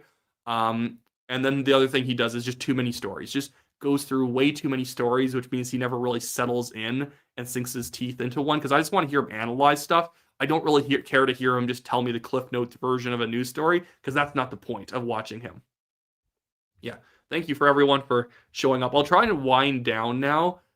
Just because it's getting a bit late and it's been 2.5 hours at this point, but thank you for everyone for showing up. I'll still look at chat for a little bit. Yes, people are saying Ted Cruz has renounced his Canadian citizenship. He's from my city of Calgary. By the way, you have 595 people and someone's saying I should read up on the attention economy. Maybe I'll look into that. And someone else sent a super chat, so I'll make sure I won't end by that time. If you live in the riding of Calgary-Currie, the provincial riding, I'm going to be running for the UCP nomination for this riding. I think the UCP establishment is warming up to the idea of me running. But this is the map. I'm just going to turn my little crappy camera here. You can see the sides of my computer. I'm going to close it a bit. Oh my goodness, now it's getting worse. Okay, there we go. So this is the map of Calgary-Currie. This is where I'm going to be running for the nomination. Killarney here, Westgate, Glenmorgan, those kind of areas, whatever. There's Glengarry in here, which makes me really want to do what was it? Glengarry, Glen Ross. Is that it? That's the movie's title. I want to do a video where I parody Glengarry, Glen Ross, where I'm like, I want the good votes. I want the Glengarry votes. Everyone in Glengarry better vote for me because I want I want the good leads, the Glengarry leads. The Killarney is kind of like the area where the NDP won by like 13 points in this riding. They won by 25 points in Bankview right here, and they won by 33 points in Sonalta.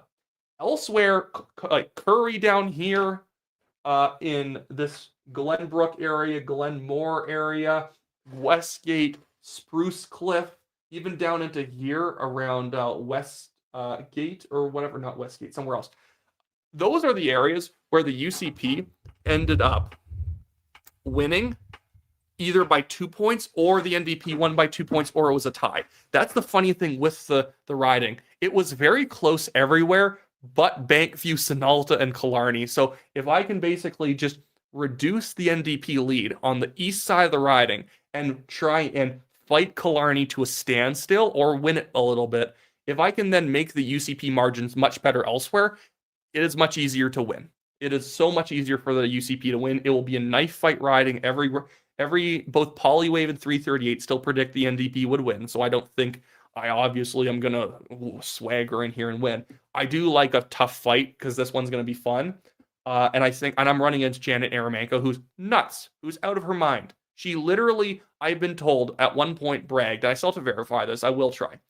Apparently she bragged because she used to be a drug nonprofit person. She used to work for a drug nonprofit. She bragged at one point about handing out crack pipes to homeless people.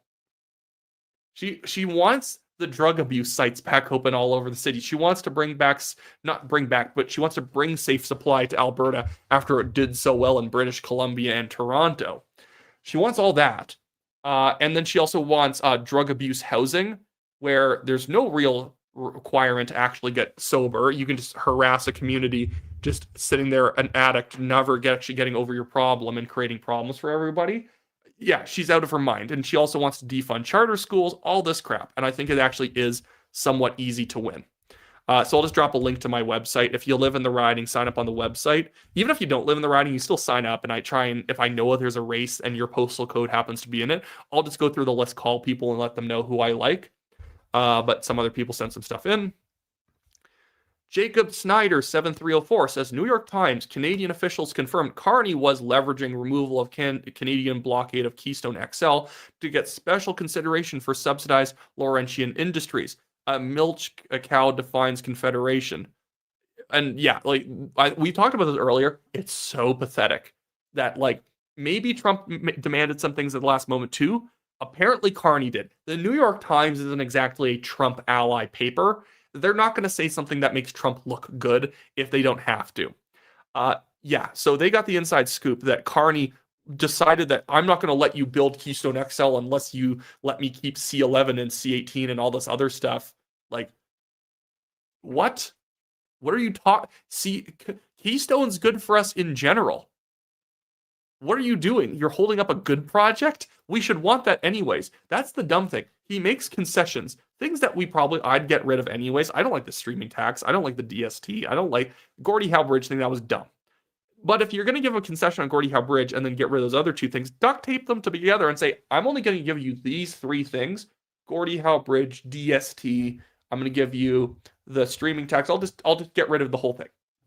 But you need aluminum to go to 0. Or I want aluminum tariffs to go to 10%. I'll give you all these things. I in exchange for these three, I need it down to 10. If you want to win, you're going to have to do this. He could do this, but Carney sucks at negotiating despite claiming otherwise.